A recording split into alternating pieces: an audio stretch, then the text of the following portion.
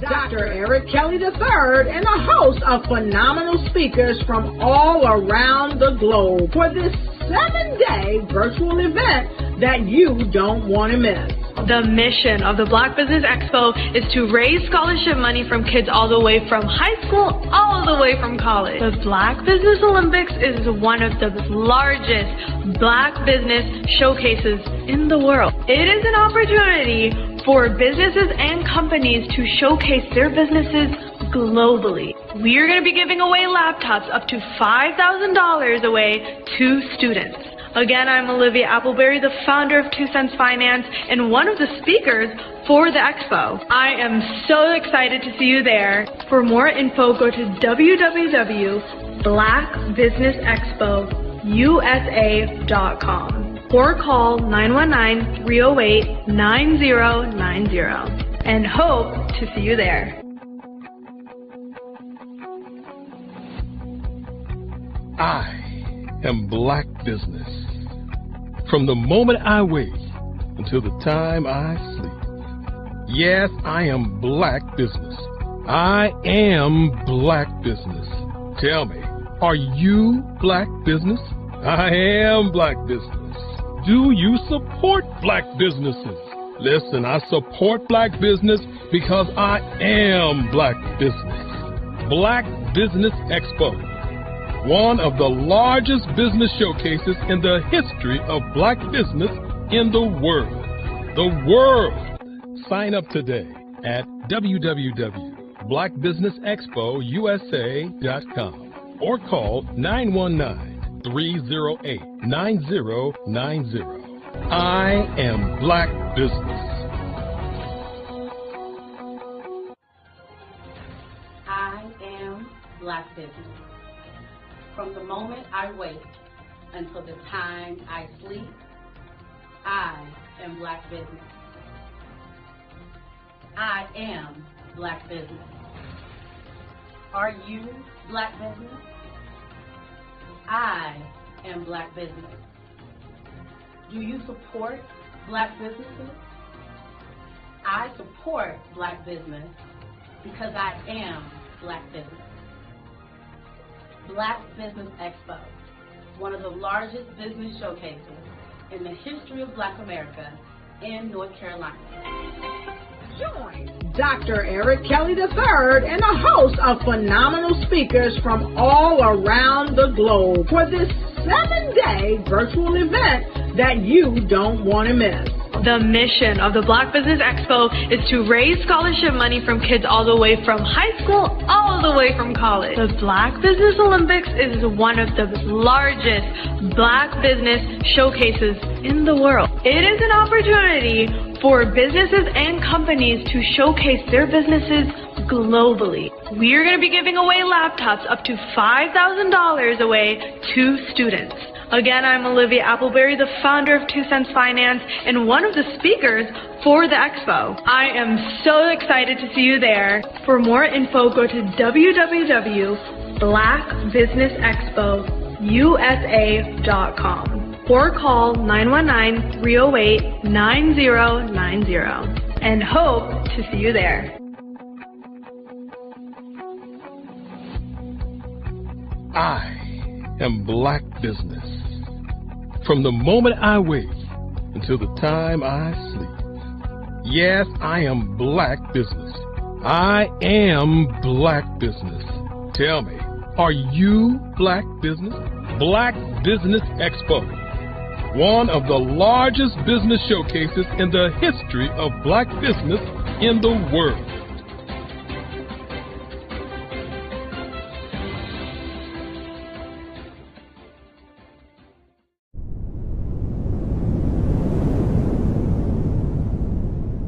Hello, I am Dr. Eric Kelly III, the visionary strategist and founder of the Black Business Olympics. I invite you to showcase your Black-owned businesses on the Black Business Network global stage. The Black Business Olympics is a global Black Business Network platform that propels Black-owned businesses into the international spotlight. By showcasing your business on the Black Business Olympics platform, you can reach a worldwide audience of potential customers, partners, and investors.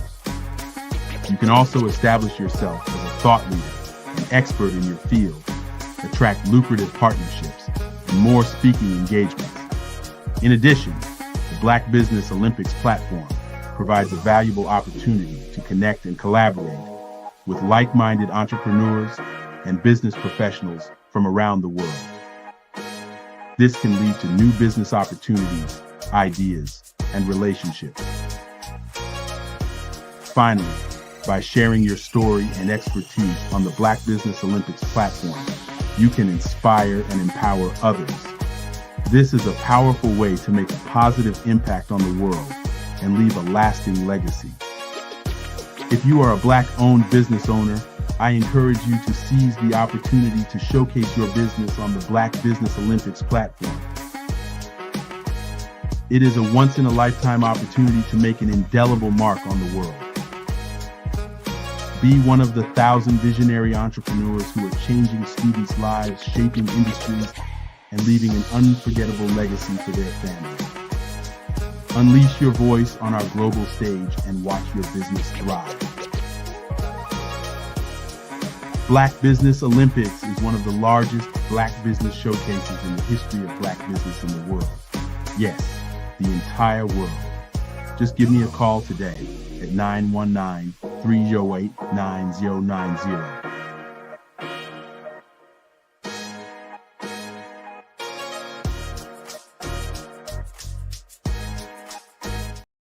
At 5-Star BDM, we don't just elevate brands, we forge industry icons. Our mission is to amplify your business and personal brand through dynamic AI-enhanced strategies and an elite professional network of over 20,000 experts. We empower entrepreneurs and small to medium-sized businesses to lead, scale, and transform.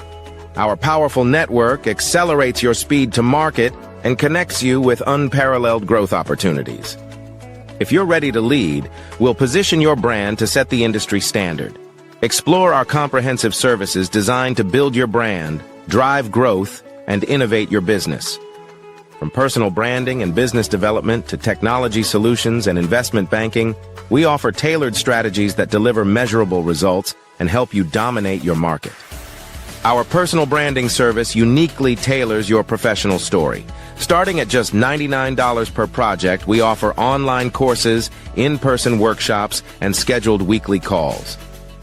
Perfect for individuals beginning their personal branding journey, we help you craft a legacy that commands attention and respect. Strategic plans and execution are at the heart of our business development services. We focus on sustainable growth, helping you secure funding, scale operations, and expand your market reach. Our expertise ensures your business thrives in competitive environments. Innovate with custom artificial intelligence, machine learning, and software solutions tailored to your needs. Our technology services are designed to enhance your business operations and drive efficiency, ensuring you stay ahead in the digital age. Discover real stories and real results. From healthcare startups to tech entrepreneurs, our clients have achieved extraordinary success. For instance, a healthcare brand transformation led to a 40% drop in patient infections, showcasing our impact in diverse industries.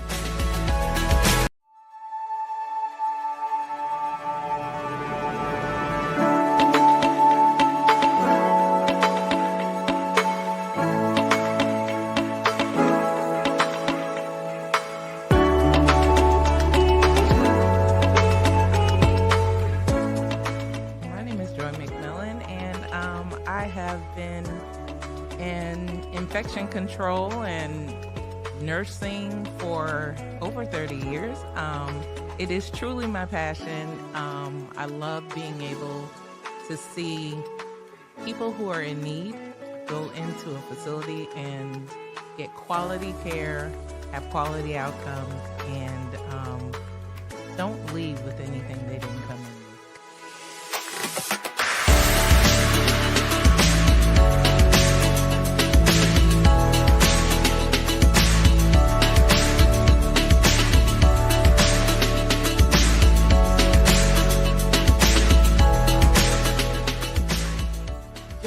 Infection control experts is really about having the ability to partner with facilities, partner with organizations who may not have the resources to be able to make sure their residents or patients, depending on the setting, get the best care that they have.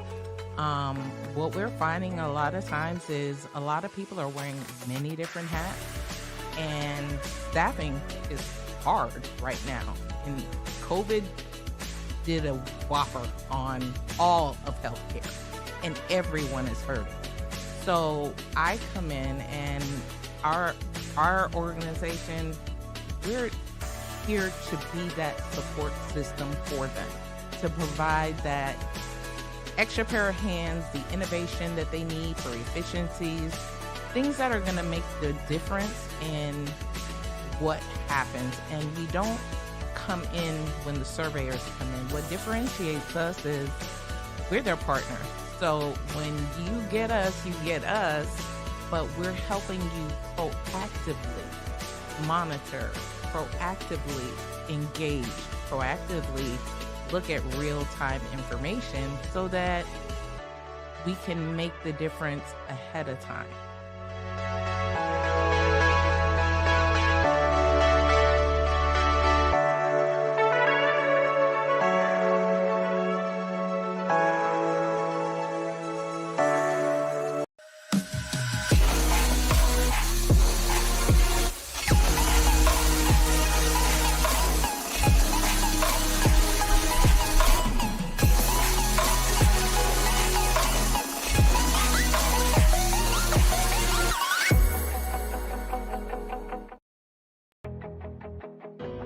I am Black Business. From the moment I wake until the time I sleep, I am Black Business. I am Black Business. Are you Black Business? I am Black Business. Do you support Black businesses? I support Black business because I am Black Business. Black Business Expo, one of the largest business showcases in the history of Black business in the world.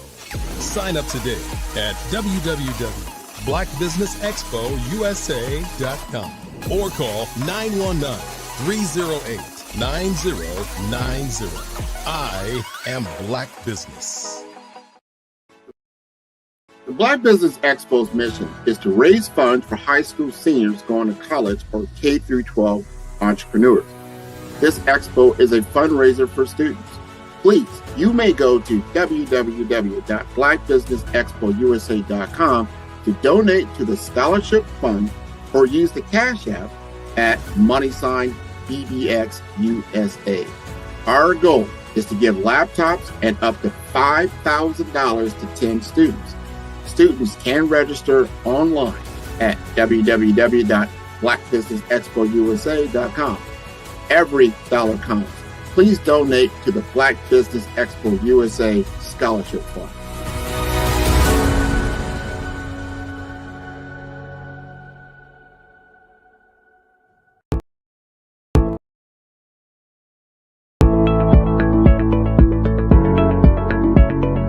Prepare for what's coming and dominate in economic winter.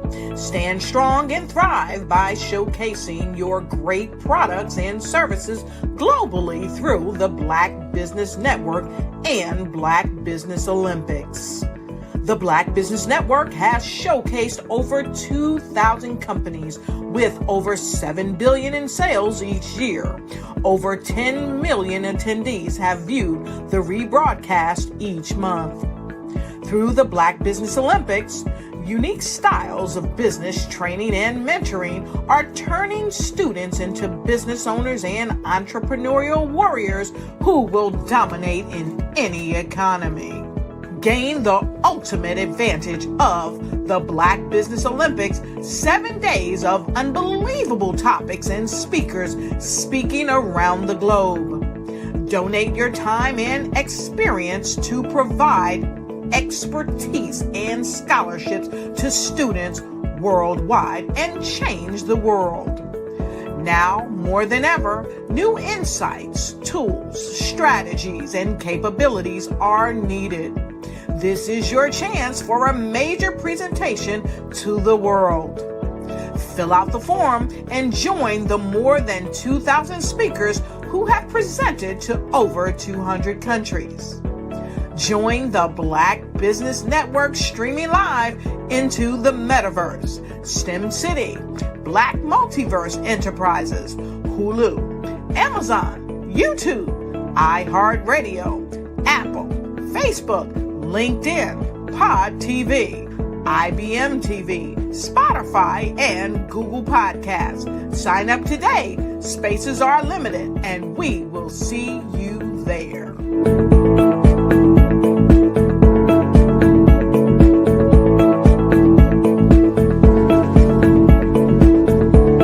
Ladies and gentlemen, get ready for an experience like no other.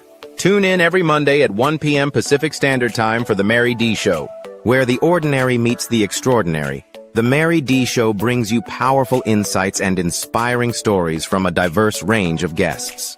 Join our incredible host, Mary D. Welch, as she sits down with thought leaders, business owners, and changemakers, sharing their journeys and successes.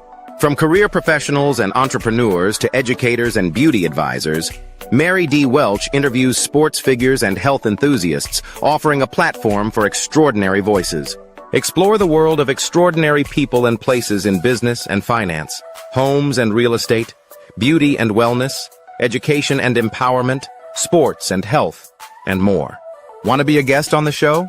Call 619-669-8603 or email marydwelch.com. Visit www.marydwelch.com to learn more. Sometimes you got to hear the news from the Black perspective, and more specifically, Black publishers. And that's exactly why you have to download the Heytie app, the largest mobile app delivering breaking news, videos, and podcasts from 200 of your favorite Black publishers. Yes, 200 Black publishers delivering news as it happens, literally all in one app. Go to HAYTI.com or download the app in the Google Play Store or Apple App Store. It's completely free, along with information that you can trust. Social media is evolving. It's more vibrant, more colorful, more energetic, and so are you. It's not just photos anymore. It's video, it's audio, it's subscriptions. And now there's Fanbase, a new monetized social network. Fanbase delivers the complete native app experience with full content monetization for every user. No algorithms that shadow ban your engagement or growth, and no ads. Follow anyone for free and subscribe directly to your favorite creators for $4.99 a month. Plus, show some love by tipping on any post. Also, make a Fanbase page and monetize your content the same way. Finally, connect with your followers by posting the amazing content you already create. And now, get paid for it. It's time to energize and monetize, because everyone's a fan of something and everyone has a fan base.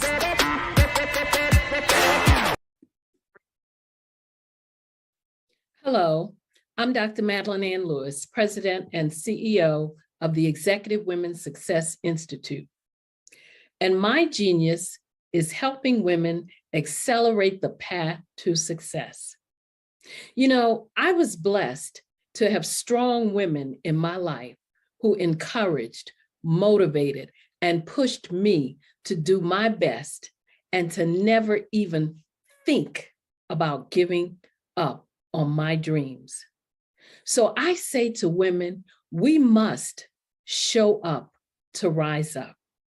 We have talents and potential, but who will see them if we don't speak up and get noticed? I know that women are a tremendous resource on this planet, and there is nothing more fulfilling than helping a woman tap into her full potential. I do this because I want to be a part of helping as many women as I can to show up, to rise up. I do this because genius is common.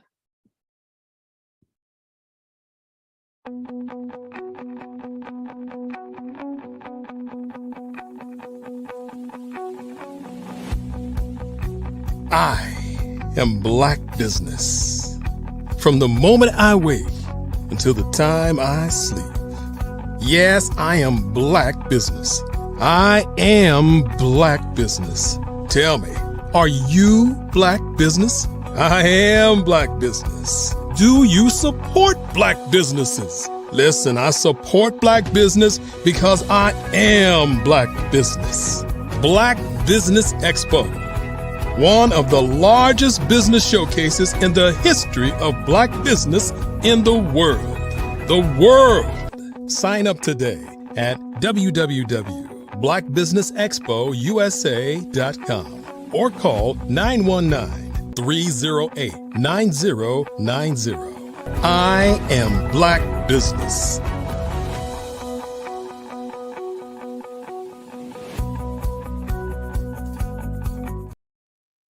Good morning, and welcome to the Black Business Network. My name is Grant McGaw, CEO of 5-Star BDM and host of the Follow Brand podcast and TV series, and I am your business moderator for this session on the Black Business Network. The Black Business Network is a 24-hour business network showcasing Black businesses, business owners, entrepreneurs, and thought leaders worldwide. And we have speakers from North Carolina, London, Singapore, Africa, Japan, and cities all over the United States. The Black Business Network is a global community sharing business knowledge to empower, inspire, and educate businesses about business. And we are honored to welcome Sabine DeSources to the Black Business Olympics Expo, a powerful voice in the world of wellness, beauty, and holistic healing. As the founder of DeSources Therapeutic Touch Incorporated, Sabine has spent over a decade delivering restorative care as a licensed massage therapist, skincare specialist, and spa educator. Her work goes far beyond relaxation. She creates healing spaces for educators, professionals, and community members to recover, recharge, and rise. A passionate advocate for self-care as a form of empowerment, Sabine's work spans therapeutic touch, skincare science, and spa education, and her expertise is matched only by her dedication to service, whether through corporate wellness, educational workshops, or personalized care experiences. And with roots in both the classroom and the treatment room, she blends technical skill with soulful intention. So, help us and welcoming Sabine to the stage. How are you doing this morning? Good morning, everyone. Thank you for having me. Well, thank you for being here. Now, let us know where you are located, because we have speakers from all over the world, and I know you want to represent your location. So tell us a little bit about Sabine and what your business is all about. I'm currently located in the North Miami area. As you stated, the business DeSources Therapeutic Touch Incorporated was established June of 2023.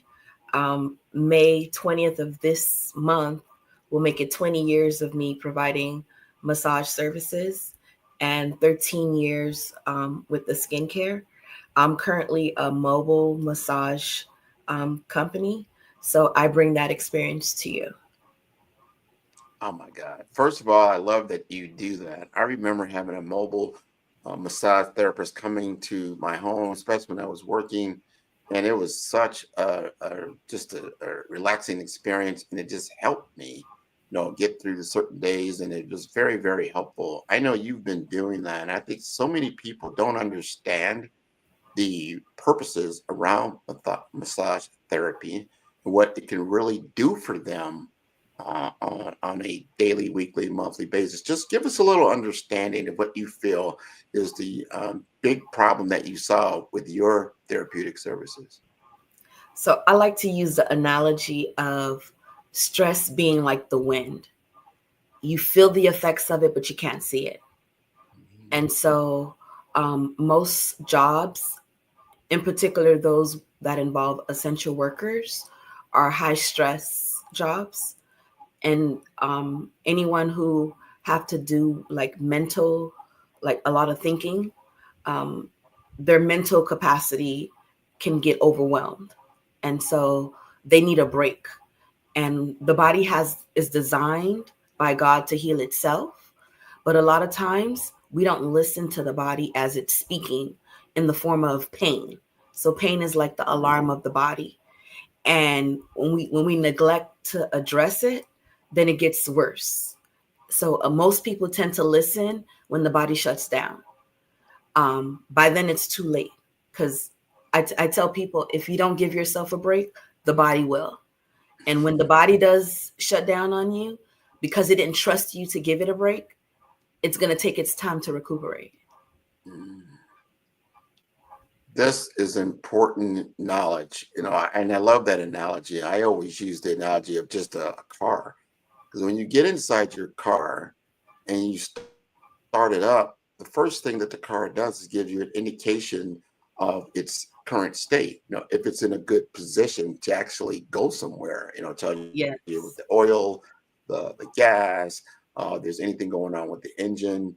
So it gives you all the, like a dashboard of what its current state is.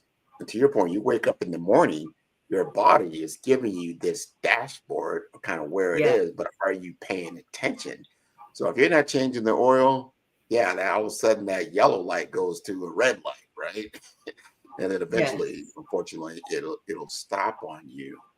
And you periodically, you have to bring your car in for service. I mean, that's just standard, right? But are we really doing that? And I think people don't realize the power of we're talking about massage therapy here. My mother just went for the first time, I think she said the first time that she can remember, to a massage therapist. And she's, 83 years old. She's in her 80s. She went and she came back. She said, I feel so good. She said, I probably haven't felt this way in a number of years, because she was able to hone in to certain parts of her body that really needed that attention to really reduce some of that stress, that's happening. And to your point, you say it's unseen. Sometimes that wind is blowing, but you're not seeing where this is coming from, right?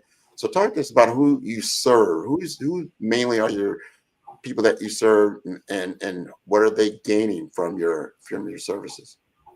Right now, I'm focused on corporate wellness. And so the goal is to bring chair massage into the workplace, specifically for essential workers.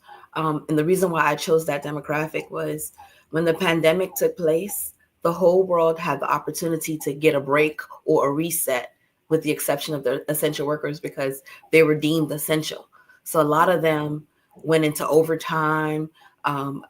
This is where the Great Resignation took place, and a lot of nurses were beginning to see their value, and they started traveling, and whoever was paying the most is where they went, right?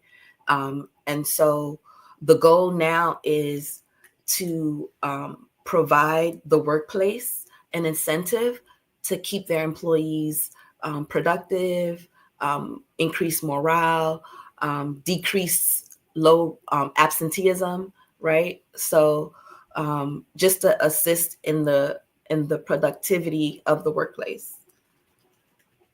This is so important, what you're bringing up. And you take away that excuse. Oh, well, I don't want to drive over there. I don't want to go over there. Correct. That kind of thing. Like, no, I'm going to come to you. And again, you're probably getting the testimonials immediately. Like, well, was this worth your time? And I'm pretty sure 99% of the time, they're going to tell you, oh my God, I should be doing this all the time, because you're giving the body the break. It need not even just the body, like I said, the mind, all those levels of healing that we need to have, whether it's spiritual, mental, emotional, or physical. I think you're giving that alignment. Is that what you call it? You're giving that attunement to all those different facets of yourself? Yes. So, it's funny because massage, I have the privilege of touching all sides of you, meaning not just your physical, but also the mental and the spiritual part. And so health and wellness encompasses all three parts of you. You can be physically well, but mentally off or spiritually off. And so what I'm privileged to do, it doesn't require you to do anything but to receive. And I find that some people are notorious for being great givers, but the best givers are the worst receivers, because they're not used to someone pouring into them. And so I am privileged to pour back into others. I think that's awesome. That's a great way of looking at it, because you have to balance the scales, right? If you're out of balance, and you're going to feel it, like you said, the body is going to let you know, your mind, your emotions, you're not feeling well. Those are signs of imbalances that you have. Now, help us understand, because you touch on 3 different areas. You talk about therapeutic touch, you talk about skincare science, and you talk about spa education. Help us understand the differences and the benefits of those types of services. So with every service, I'm educating. So the spa education, prior to the pandemic, I was actually teaching at an institution. But after the pandemic, I chose to mind my own business. And so now I'm just educating the general population. With the skincare, everyone has a regimen or they don't have a regimen. So I like to inquire about an individual's current regimen to see how I could help assist what they're currently doing or help them to initiate one. This is interesting, the regimen. So you're saying what you do daily for skincare, whether you're obviously you're bathing, you're putting on lotions and potions, I guess. Yeah. And you kind of figure out what's working or what's not, right? Most people tend to use the bar soap for the body on the face when there needs to be 2 separate cleansers for the body as well as the face. And basic skincare, you want to cleanse, tone, moisturize, and then once a week you want to exfoliate and apply a mask just to rejuvenate the skin, because the skin, we shed. So you're helping the body to shed at a better rate than normal. I think this is important. And you bring up something, and I'm going to speak for my male counterparts out here. I don't think we do a lot when it comes to, like you said, skin regimen. We're very basic, right? Usually, but women, they're more attentive to their skin conditions and whatnot. If you needed to speak to the male population right now, what advice would you give them? Say, hey, these are things that you might want to consider for your own regimen. Right. So again, basic is cleanse, tone, moisturize. And most people don't take into consideration the toning. They may cleanse and they may moisturize, but they don't tone. Some soaps tend to have like an alkaline base, and the outside of our body, the skin pH is more acidic. Alkalinity is something that you want on the inside, but on the outside, you want that acid mantle because it protects you from pollution, from bacteria, any outside pathogens, right? And so when the skin is intact, it's good. But when there's a break in the skin, you're vulnerable to all kinds of things. And so having a toner will help restore the pH of your skin. This is interesting. So I'm not, toner. I'm like I'm probably not even paying attention to that. Like, what is that? I'm just glad I'm clean.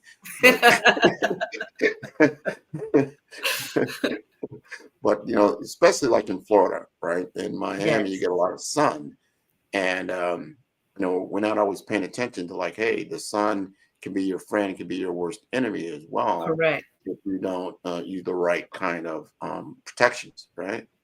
And even us, our melanated skin requires sunscreen. And most of us don't like the sunscreen because it wasn't intended for us, because it leaves that white hue on it. But there are more African Americans creating sunscreens. Off the top of my head, I can't think of any brand right now, but if you look it up, you'll see that we have sunscreen that will benefit us as well, because we burn too. And usually, like you were saying, if you are a burner, you're feeling that burning sensation. That's an indication, right, that you need to protect yourself, and the skin is telling you like, hey, it's getting hot in here, right? Yeah.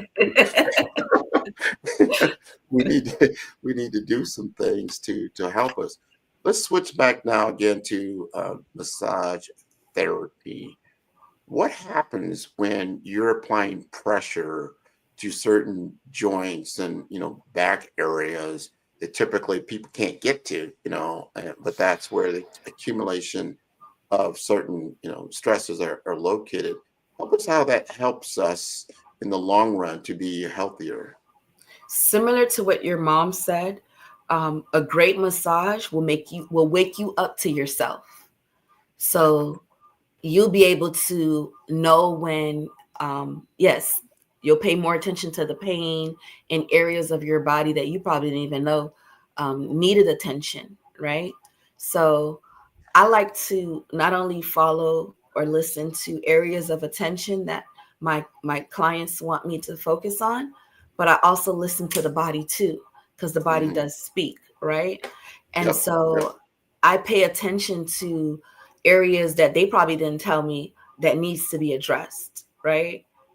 And I like to say that my hands do the talking. So, my hands are listening, they're filling out what's going on. And most people might think they need a deep tissue, but when I'm working on them, they need more like a Swedish, which is a light to medium touch.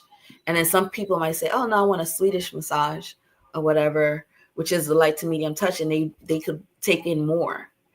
And the rule of thumb really is lighter is better, because when I start off light, your body naturally opens up and allows me in, and I can go deeper.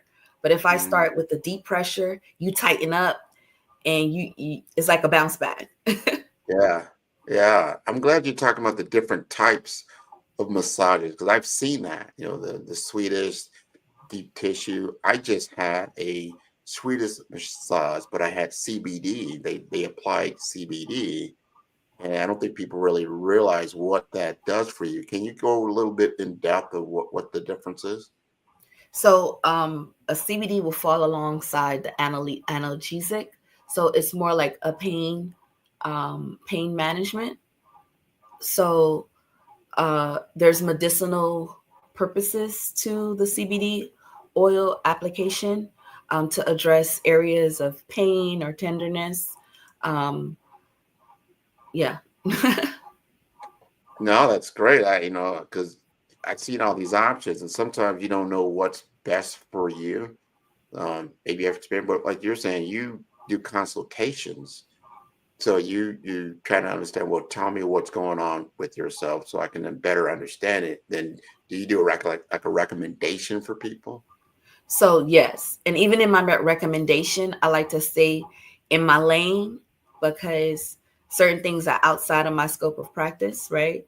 All I can do beyond that is refer you to a physician or an expert in the field. But yeah. And is there certain certifications that you have as a therapist that you should have? Like, hey, look, this, because people all over the world are watching this, and it's like, well, maybe I should, pay attention to what she's saying, and I will look for a massage therapist. What? Give me some signs of what they should be looking for. So, majority of massage schools prepare students. They can have 750 or more hours of education.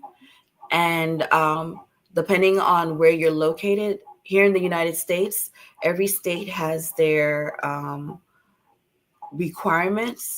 So you want to be state certified, have a state license. And the one thing too, there's also a national exam. So when I was 23 years ago finishing, I had to take both a national and a state exam. It was one test, but I had to apply to two different entities to be recognized nationally as well as with the state that I'm in.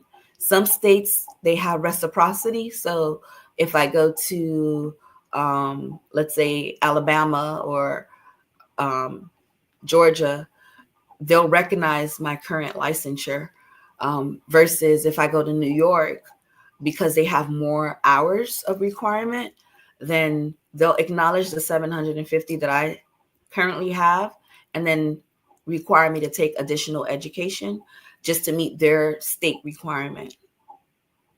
That's so important. I'm glad you're talking around that, because I think there's some misperceptions. People like, you know what? All I have to do is go out and get me a massage table, get me some different lotions and things like that, and then just advertise, and then have people either come to my home or something like that, and boom, I'm open for business. And yet there's more to it than that, right? Yes. So, massage therapists, I told you before that we have lobbyists who lobby so that the name massage therapy can be respected, because we're considered allied health professionals. We take extensive education in anatomy and physiology, as well as different pathologies, so that we can acknowledge if there are any contraindications in the people that we're serving, so we can refer them out, right? So, yeah. No, that's important to understand, that people realize, you're dealing with a health professional. You're a health professional, just like you go to a general practitioner, that's your doctor. You tell them what's going on. They do some analysis on you, and then they make a recommendation, like, oh, you need to see a specialist, and that kind of thing. But you're in that same world. First, you have to be certified, right? Yes. And then you got to do your own recommendations, and then you're there to help people. Right. And we remember we take a state exam, so there's a board involved. So let me ask you this from a business perspective. You've been doing this a long time, and understanding not just what you're providing as the technical aspects of providing the service, but then understanding, the business aspect, the finance aspects, taxation, things of that nature. Was that a struggle for you, or now it's just like? So the pandemic was an opportunity for me, because it allowed me to take the technician hat off. So I've been a worker bee for a while, and now I'm wearing my CEO hat. And so with massage, coming into the profession, there's two different people. You have people who they go into the profession because they love it. They have a passion and a calling or whatever. Those people don't make no money. They're excellent. They're great. But because of the passion, it's like some of them are afraid to charge, or they don't want to lose a client. And so they mixing the two, they don't have a business sense at all, right? And then there's the one that come into the profession, they have a business mind. They can separate the two, your heart from, your pockets, right? So the pandemic allowed me to assert my worth, right? And my price is my price. It is what it is. Again, these hands speak for themselves, right? So I'm not just coming out of school. I have like a sixth sense in massage. So what I didn't know business-wise, that a lot of therapists and people in my field need to take into consideration, is the back of the house, getting that in order, right? So it's not enough to just be registered on Sunbiz as a business, right? But then making sure beyond the legal aspects, you have an EIN number, you have your own, with that EIN number, you have your own business account, right? You're not commingling accounts or whatever. And then you have a CPA as well as a lawyer on retainer or something, to make sure that the back of the house is in order, right? So that was an eye awakener. No, you bringing up some really good points. That take your technician hat off. It's great that you love the profession that you're in, and I think not just as a massage therapist, so many other people that they're running a small business or a sole proprietorship, and that you have to have basic business knowledge from a legal perspective, taxation perspective, or finance perspective, and then operationalize yourself, knowing that you are providing a service for the public, just like you have to have certain certifications. And then as you hang that shingle, whether it's at a physical address or a virtual address, still there's certain legalities and liabilities that you need to be aware of, because they're like, ignorance of the law is no excuse, right? Yes. But they're there to protect you as well. So you're telling me that you have on, whether you have them on retainer or not, but you have them in your Rolodex, so to speak. Yes. You have your, you got your lawyer, you have your tax accountant. I would assume you probably got some other things that you put together, and then you have a business plan that you're trying to scale and do other things outside. Like you could probably, well, I guess you do some of this with spa education, that you go out and you educate the public and maybe other massage therapists, because you've been doing this a long time. Like, hey, you come out of school, let me show you some things, learn from me, because I've already been down that road. Correct. So you may not need to do some, make some of the mistakes that I did, right? Right. It's funny you say that, because the goal is to partner up with Miami-Dade College. That's my I can't even say the word, alma mater. Yeah. 23 years ago, I was the first graduating class at Miami-Dade College medical campus. They have a massage program that is going strong till today. And I want to give back by partnering with them, so that maybe as an adjunct, provide business sense to the students. We do touch, there is a business aspect to it, but just to show them, like, even while they're in school, they can start preparing, so that should they decide to go this route, they already have like a heads up on the do's and don'ts. No, what you're saying, so I'm glad you're doing that for like Miami-Dade College. And I've worked with them. They have a really, really, really good medical practice. Their healthcare practice there. It's right, not straight from Jackson Health System. I know the president over there, Dr. Alwyn Liba. So what you're doing is so important, so they understand all of these things, and it's not just like a cool thing to do. I want to be a massage therapist. I think a lot of people get that conception, and it's nice, but you need to understand that the whole ecosystem and holistically, like, look at everything that you're talking about, because so you can do this for the long term, not just for the short term. Correct. One question I want to ask, and I did not ask you this, but I want to, what made you get into this profession in the first place? So my mom, she's diabetic. And so I was watching her health deteriorate as we were coming up, right? And she would get like nerve pains, what they call neuropathy.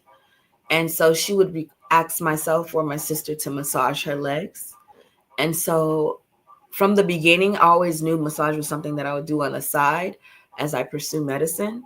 And when I was doing my prerequisites, chemistry kind of took a toll on me, because I failed it like twice.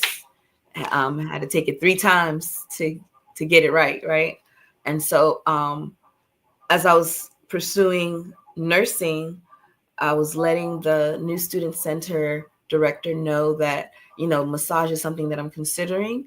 And it just so happened God aligned everything where the school just opened up. And so I was able to participate in the program, and it was 2 semesters, and the Lord took care of it. So, because I was actually doing research at the time. So 20 something years ago, massage school was like $10,000 or more. So imagine what it is now, right?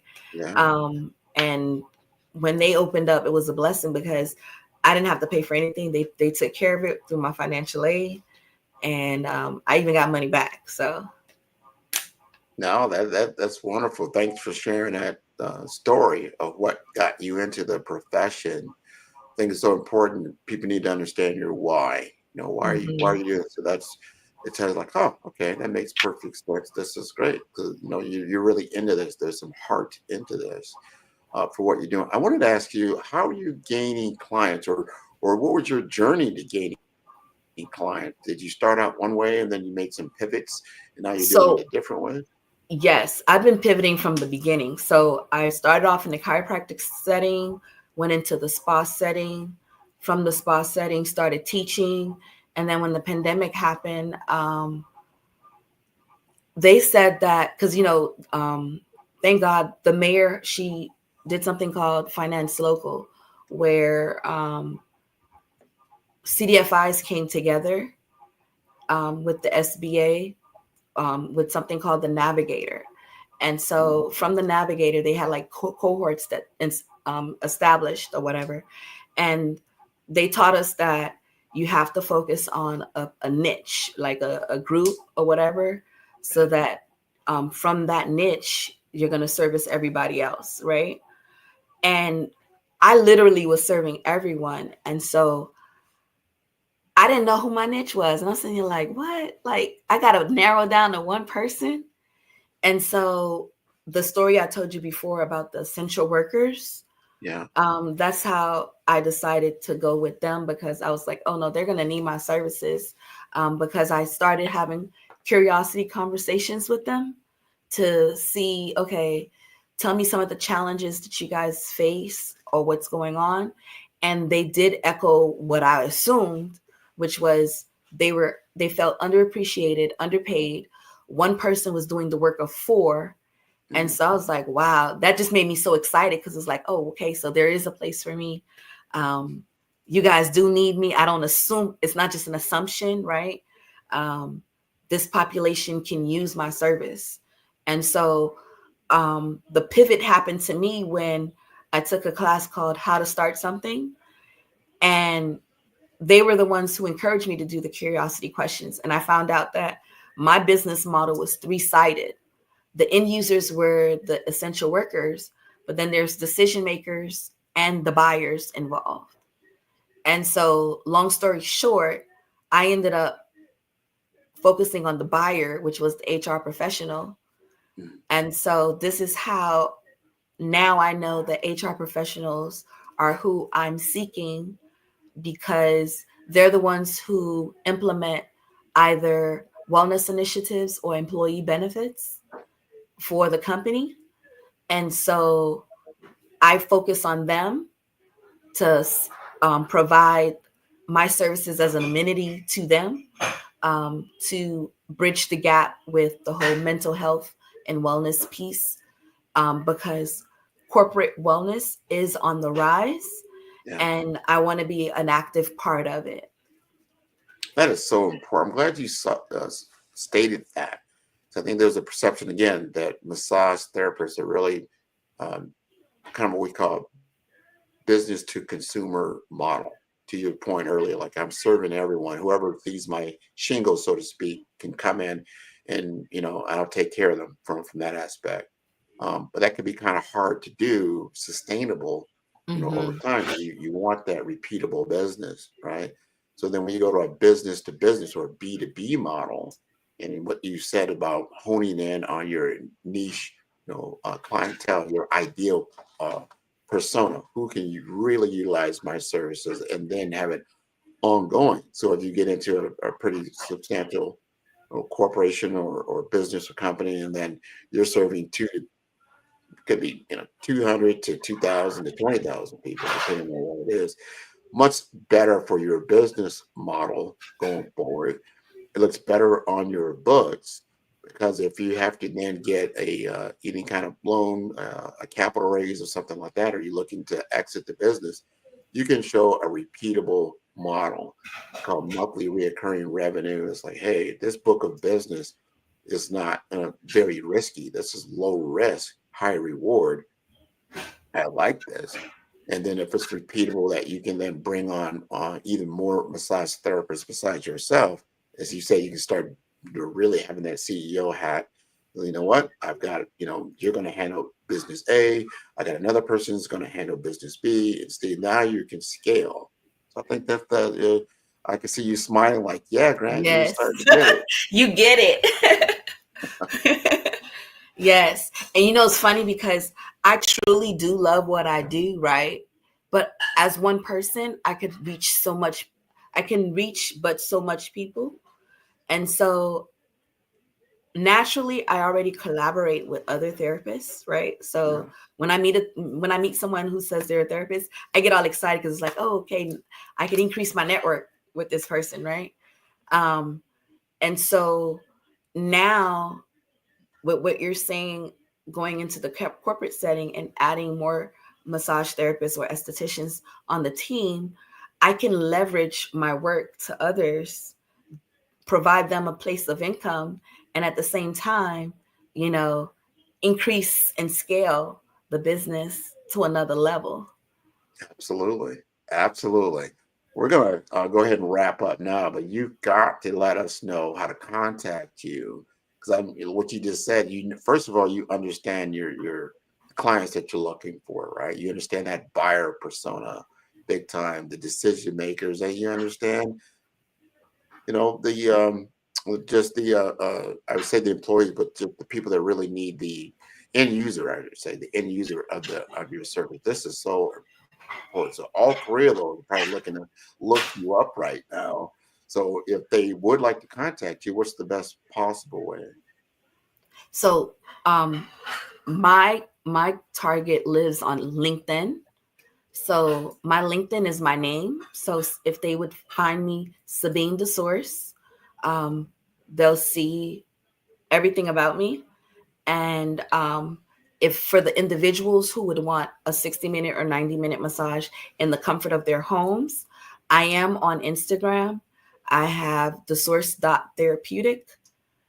And then, or you can find me on Lavish Touches Massage. Because I always say, again, these hands, they talk for themselves. That's a great tagline. That's a wonderful tagline. And you've learned marketing. So you hear, everyone's been listening to you right now. You learned about, from a business perspective, right? Learn about how she looks at finance, how she looks at, legal, how she looks at now marketing her business and then the operation. So I think people are learning a lot from you. I want to thank you again for being on the Black Business Network today. Genius is coming, and I will see you on the other side. Thank you for having me. You're welcome. Wonderful knowledge there.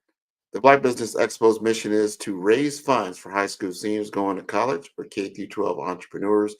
This expo is a fundraiser for students, and you may go to blackbusinessexpousa.com to donate to the scholarship fund, or you can use the Cash App. It is on the screen below, and that is $BBXUSA. Our goal is to give laptops and up to $5,000 to 10 students. Students, you can register yourself at blackbusinessexpousa.com. Every dollar counts. So please donate to the scholarship fund and help students achieve their dreams.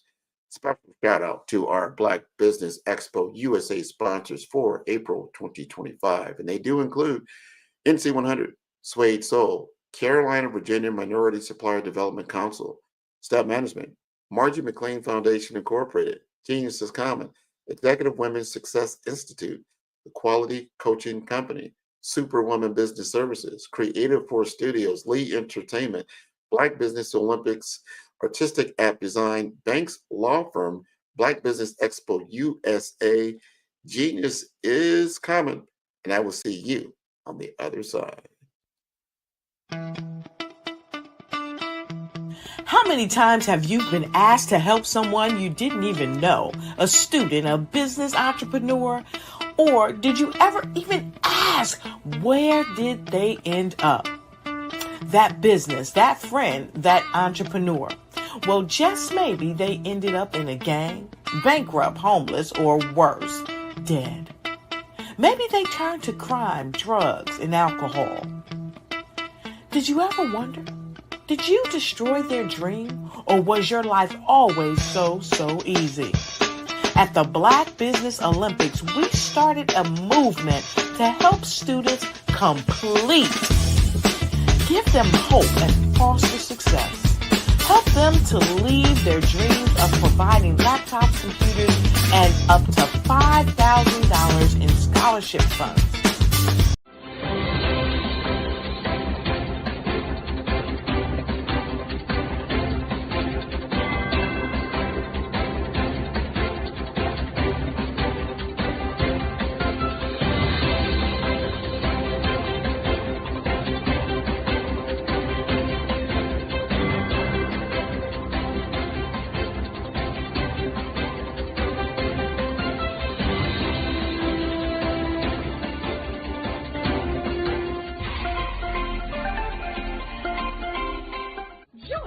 Dr. Eric Kelly III and a host of phenomenal speakers from all around the globe for this 7-day virtual event that you don't want to miss. The mission of the Black Business Expo is to raise scholarship money from kids all the way from high school, all the way from college. The Black Business Olympics is one of the largest Black business showcases in the world. It is an opportunity for businesses and companies to showcase their businesses globally. We are going to be giving away laptops up to $5,000 away to students.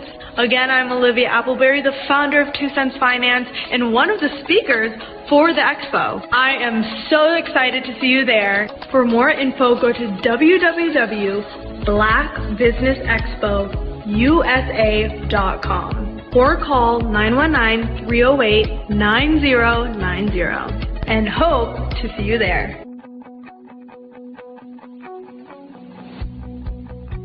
I am Black Business. From the moment I wake until the time I sleep. Yes, I am Black Business. I am Black Business. Tell me, are you Black Business? I am Black Business. Do you support Black businesses? Listen, I support Black business because I am Black Business. Black Business Expo, one of the largest business showcases in the history of Black business in the world. The world! Sign up today at www.blackbusinessexpousa.com or call 919-308-9090. I am Black Business. I am Black Business. From the moment I wake until the time I sleep, I am Black Business. I am Black Business. Are you Black Business? I am Black Business. Do you support Black businesses? I support Black business because I am Black Business. Black Business Expo, one of the largest business showcases in the history of Black America in North Carolina. Join Dr. Eric Kelly III and a host of phenomenal speakers from all around the globe for this 7-day virtual event that you don't want to miss. The mission of the Black Business Expo is to raise scholarship money from kids all the way from high school, all the way from college. The Black Business Olympics is one of the largest Black business showcases in the world. It is an opportunity for businesses and companies to showcase their businesses globally. We are going to be giving away laptops up to $5,000 away to students. Again, I'm Olivia Appleberry, the founder of 2 Cents Finance and one of the speakers for the expo. I am so excited to see you there. For more info, go to www.blackbusinessexpousa.com or call 919-308-9090 and hope to see you there. I am Black Business. From the moment I wake until the time I sleep. Yes, I am Black Business. I am Black Business. Tell me, are you Black Business? Black Business Expo, one of the largest business showcases in the history of Black business in the world.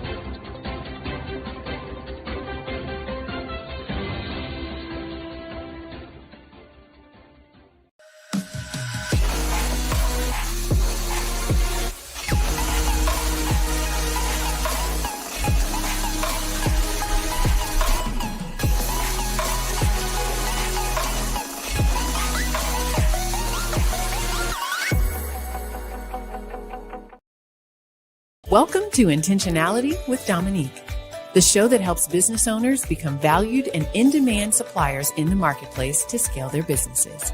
Let's start today's show with host and intentional connector, Dominique Simpson Milton. It's my favorite question to ask. But what would you say is the difference between working in your business versus working on your business? Oh my goodness, it's a mindset for sure. And prior to working with the council and working with you, I don't even know that I placed as much emphasis and importance on it. But now I understand the importance of working on the business, which is that business development, strategic planning, taking that 30,000 foot view, every 6 months and definitely at least once a year to find out what's working well, what's not, pivoting if there's a need to pivot, adding new verticals. Like, that's working on the business. Working in the business is the day-to-day operations. Putting out fires in the day-to-day, responding to emails, that type of thing. And working on the business is setting a strategy based on, what's going on in your various industries. What are the trends, and making sure that you are doing the steps to stay in front of those trends. As you grow and as you evolve, I'd say there are a couple of things to that. One is, if you are in the weeds every single day, and quite frankly, when you start a business, there's not a lot of, it's hard not to be, right? Because you're probably small when you start. There are probably not enough resources for the things that you have to do. That's normal.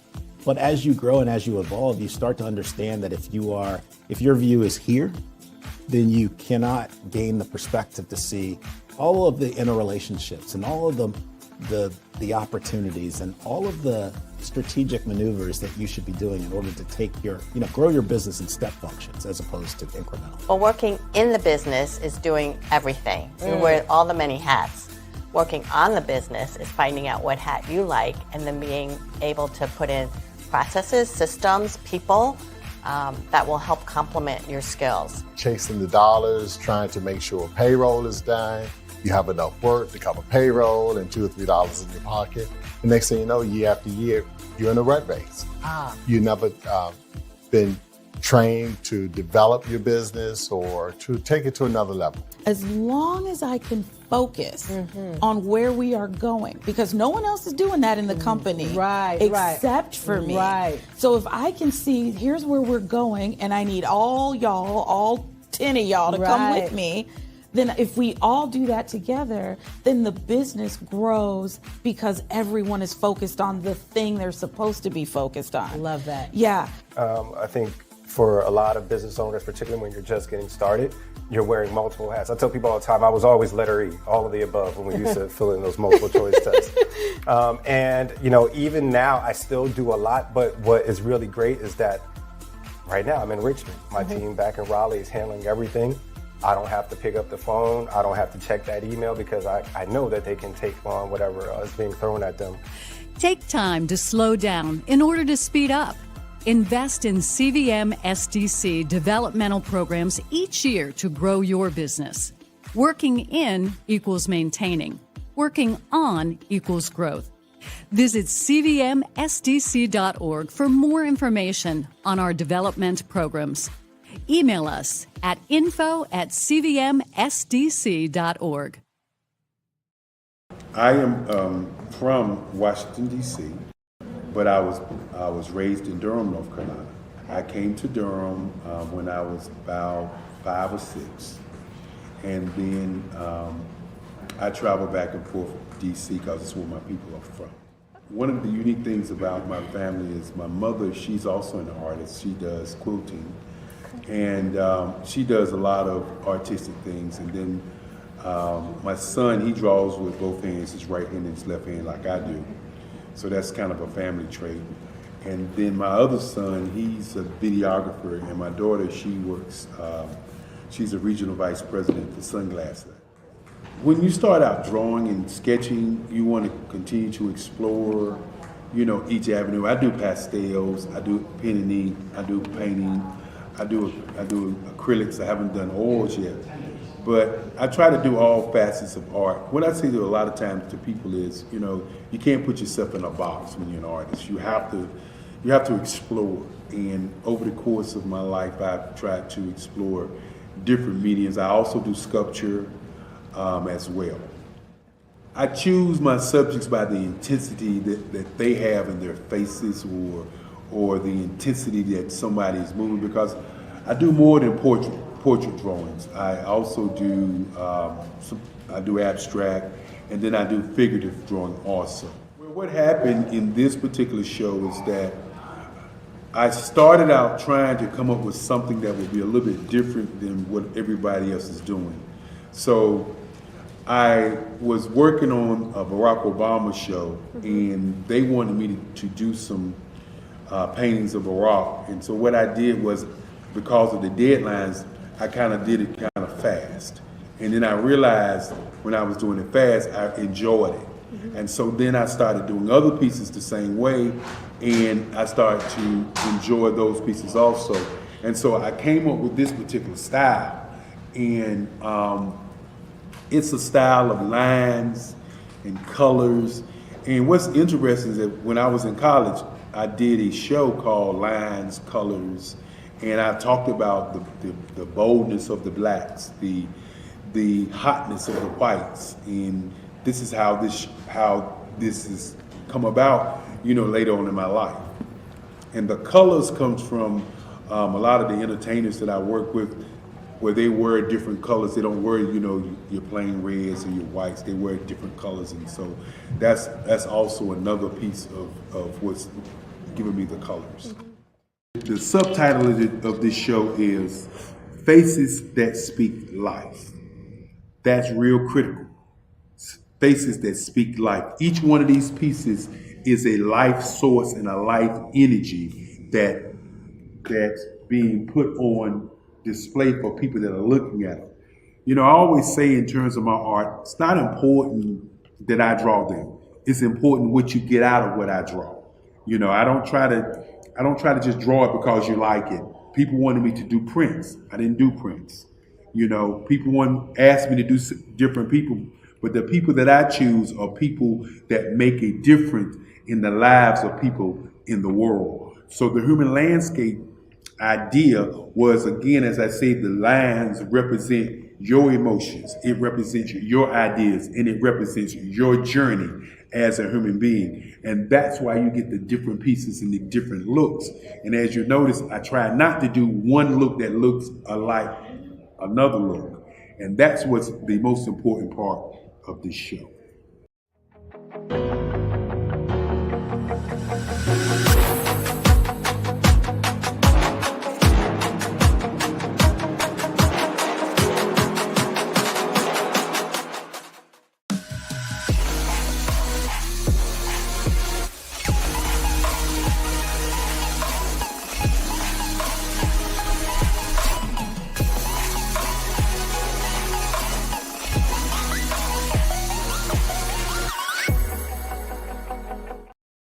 Your story is powerful.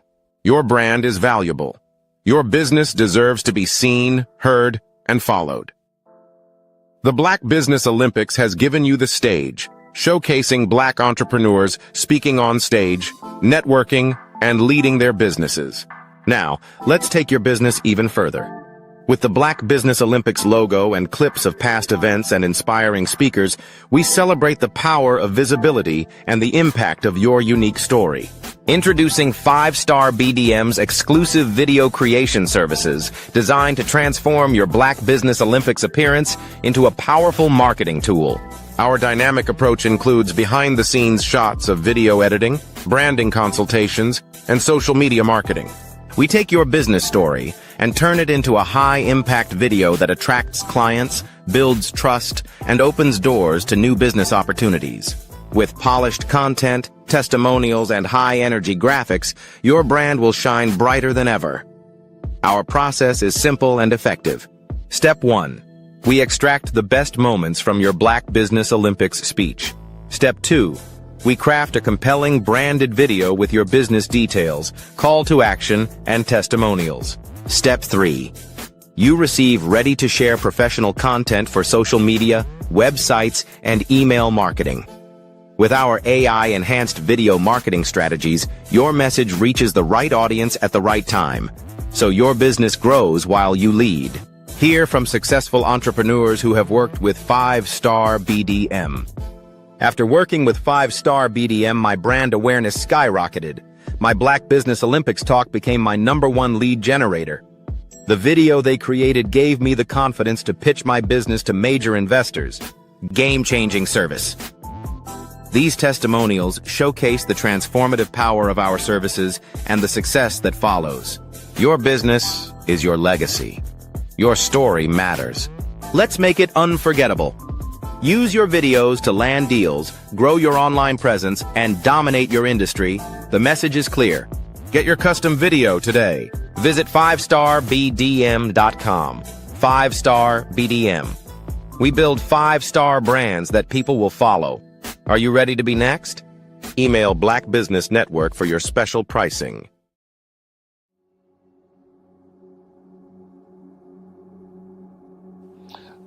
I was born and raised in southeastern West Virginia, the coal fields. My father was an AME minister. For me, I was very fortunate. Even though I grew up in the segregated South, I was surrounded by flourishing Black businesses. Doctors, lawyers, bankers, dentists. They were all there and they were all successful. And I guess that's part of my dream, is to see that success come back. My name is Joseph Simmons, and I am the founder of the Center for Micro-Entrepreneurial Training. We have this moment in time where we can change the trajectory of people. And our focus is on women, Black and brown entrepreneurs, and their access to capital, their ability to build thriving businesses, the ability to employ people. There's a study that showed that in those three communities, especially Black and brown communities, $1 stays in those communities for 30 minutes. In white community, $1 stays in their communities for 8 hours. So think about it. For you in a Black or brown community to get gas, to get food, to go to a restaurant, you've got to leave your community, take those dollars out of that community and take it to another community that's already being well served. So if we can reverse that, if we can go from 30 minutes to an hour to 2 hours, that's progress. That's what we need to do. I was with SCORE, and then in May of 2020, of course, the events happened in regards to the murder of George Floyd. The other thing that I was experiencing was the denials of federal funds for small businesses. And it revolved around one thing. These businesses were not being prepared for grants and for government programs. And I came up with the idea for the Center for Micro-Entrepreneurial based off those two things. Morgan Stanley had a report out in 2020, first quarter, and it talked about there were 3 groups that were massively devastated by COVID-19 on their business. That was 1, women, number 2, Black, and number 3, brown entrepreneurs. The research showed that they had less cash on hand, they had less opportunity to go into a bank and get money, and they were very dependent on family and friends to keep their business up and running. If we can focus on those 3 groups, then we can have a dramatic impact on our communities. Really, the focus is on 3 areas. And those 3 areas are 1, the people, number 2, the courses, and number 3, a support network. Here at CMAT, we will provide you with the fundamentals for generational success. And you will be creating a vibrant community by attending our 5-day immersive training course.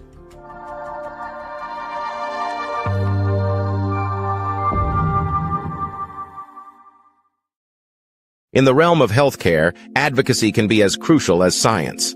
When Rochelle Prosser's family faced a dire medical situation, she realized the power of standing up for those you love. Rochelle's story began when doctors told her there were no more options for her family.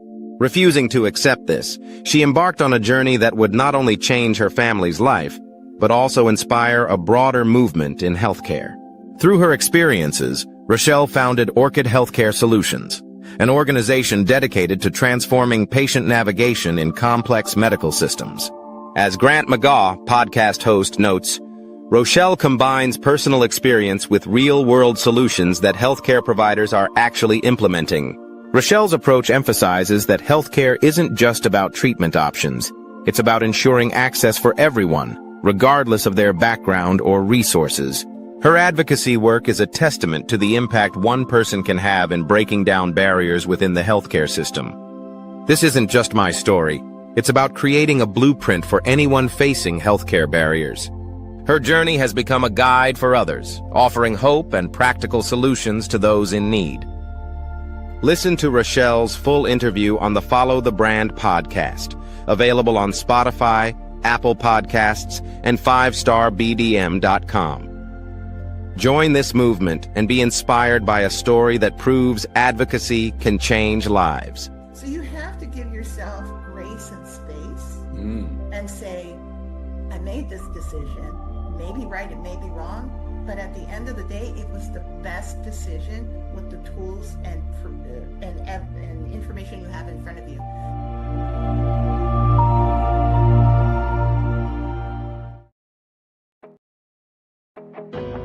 I am Black Business. From the moment I wake until the time I sleep, I am Black Business. I am Black Business. Are you Black Business? I am Black Business. Do you support Black businesses? I support Black business because I am Black Business. Black Business Expo, one of the largest business showcases in the history of Black business in the world. Sign up today at www.blackbusinessexpousa.com or call 919-308-9090. I am Black Business.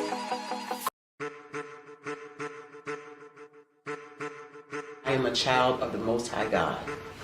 He has gifted me in ways that I could not even imagine and didn't know.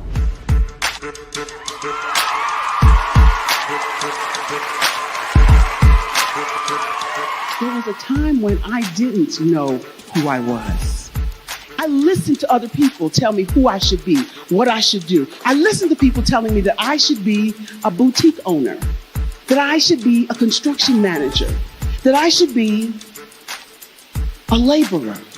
Have you ever felt like you should do something else, be something else, go somewhere else, be wherever you wanted to be, and you felt like you were in a box? Anybody in the room? And you couldn't get out? Anybody in the room? And you kept trying to go and go and you couldn't get out? Anybody in the room? But let me tell you, you need to rock the box. Rock the box.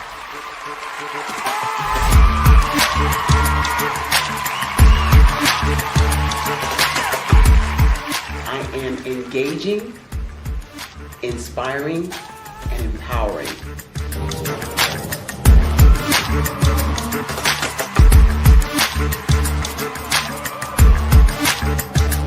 I would give you everything I know. Just by touching you, if I could, by osmosis, give you every single thing I've learned, I've gone through, I know I would. We know that's not possible, but as it is possible, I love to share information with people. Some of you out there, people have told you that you can't be, you can't have, you can't do. But I will tell you, like Kinston said, you can, you must, and you will. If it's to be, it's going to be me. You got to say it. If it's to be, it's going to be. If it's to be, it's going to be. If it's to be, it's going to be.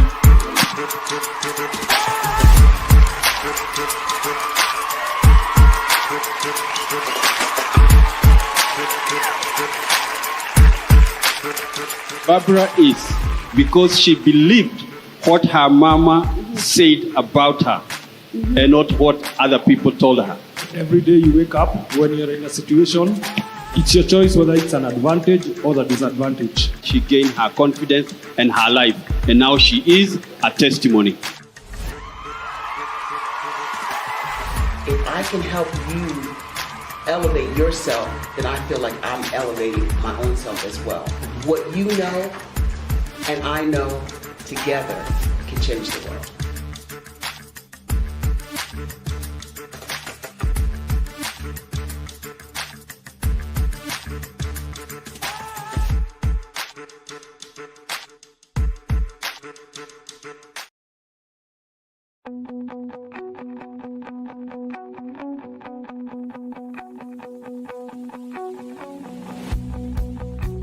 I am Black Business. From the moment I wake until the time I sleep. Yes, I am Black Business. I am Black Business. Tell me, Are you Black business? I am Black business. Do you support Black businesses? Listen, I support Black business because I am Black business. Black Business Expo, one of the largest business showcases in the history of Black business in the world. The world! Sign up today at www.blackbusinessexpousa.com or call 919-308-9090. I am Black business.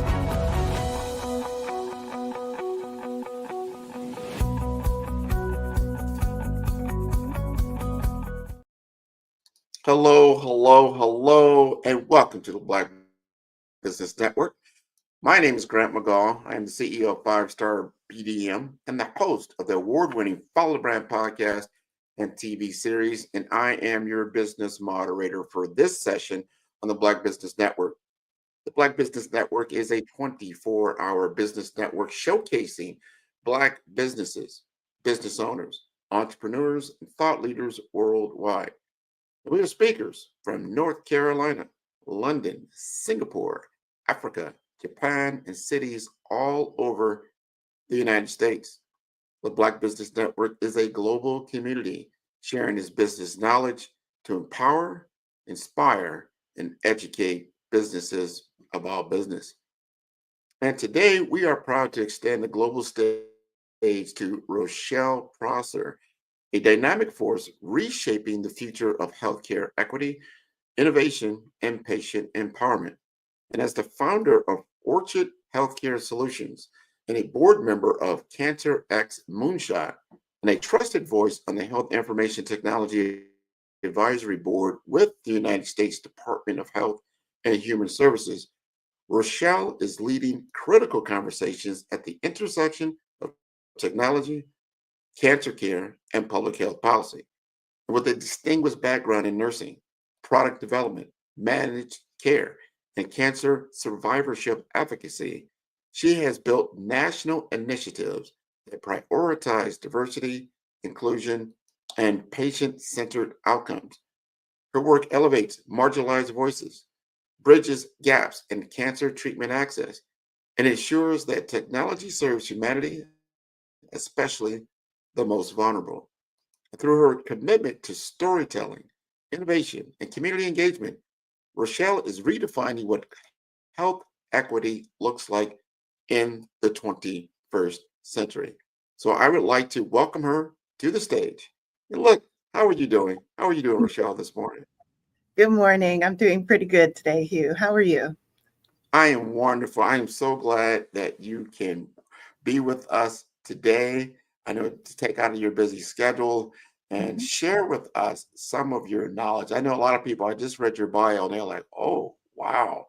She brings a lot to the table around healthcare, nursing, and actually helping people to live through crisis that you've done. And a lot of some of the audience may have saw you on my show about 2 to 3 months ago, and you shared a lot of information. But I wanted to be able to share this at a worldwide network with people because some people are they're going through certain things, or they may go through certain things, or they're on the other side of it. And you have been in all three of those worlds. First, introduce yourself. Tell us a little bit about your background, and then we'll get into our discussion. Sure. Yes. Hello, everyone. My name is Rochelle Prosser. I'm a mother of three. I'm an Army mom, of course, which I'm really proud of. But also, I am the wife and mother of 2 cancer survivors. And for my child, it took 11 years to really get to a solution, to get on the other side of survivorship. And some people say it's a war, some people say it's a journey. I just call it an episode. And sometimes you just have to take it moment by moment. So my background is in neurotrauma ICU nursing. I've been a nurse for 30 years. I love what I do, but I needed to make sense of having 2 cancer survivors in my family. And with my husband, he's a 2-time cancer survivor. And for my daughter, there was no cure at the time.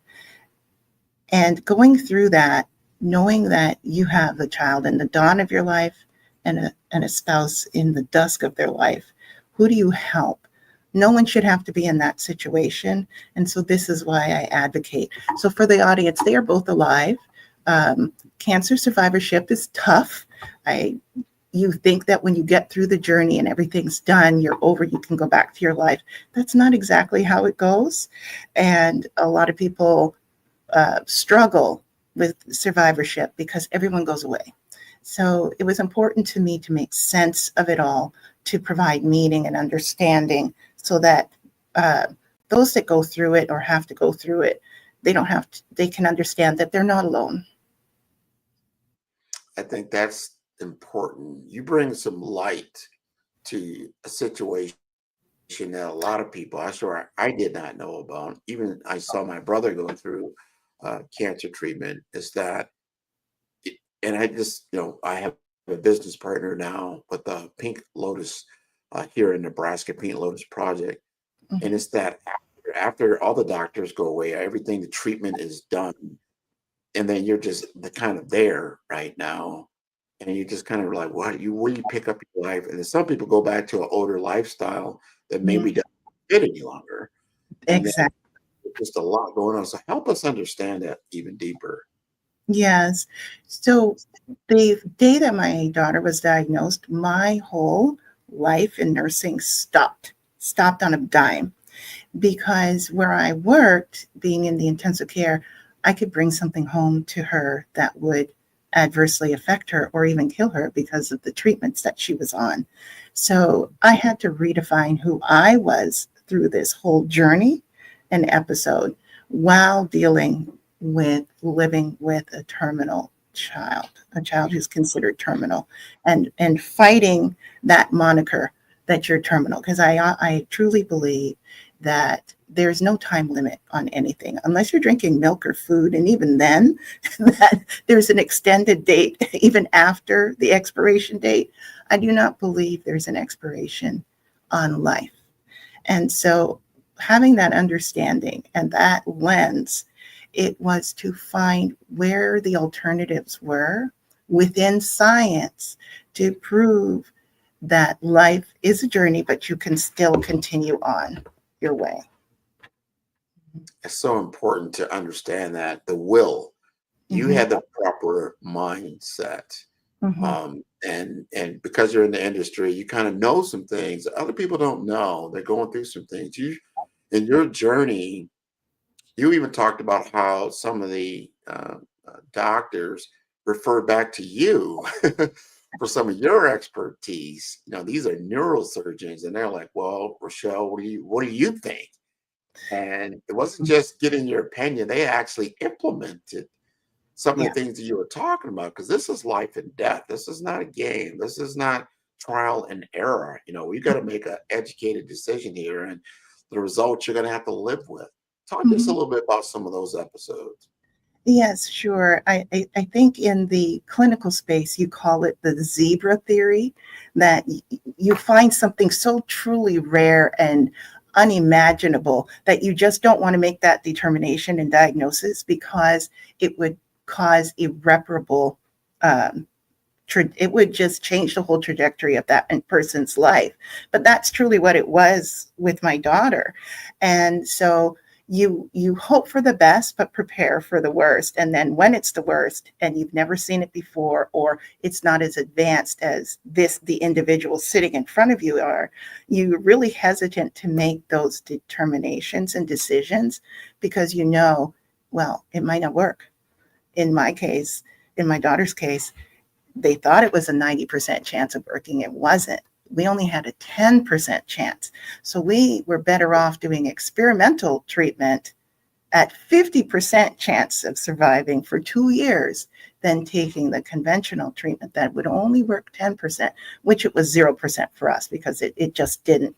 And so even today in her survivorship, they come to me because as a parent, you know your child best, or as the caretaker of your spouse, if you have that full transparency and relationship that you can advocate for your loved one, you are the best vehicle and advocate for them to understand what's going on.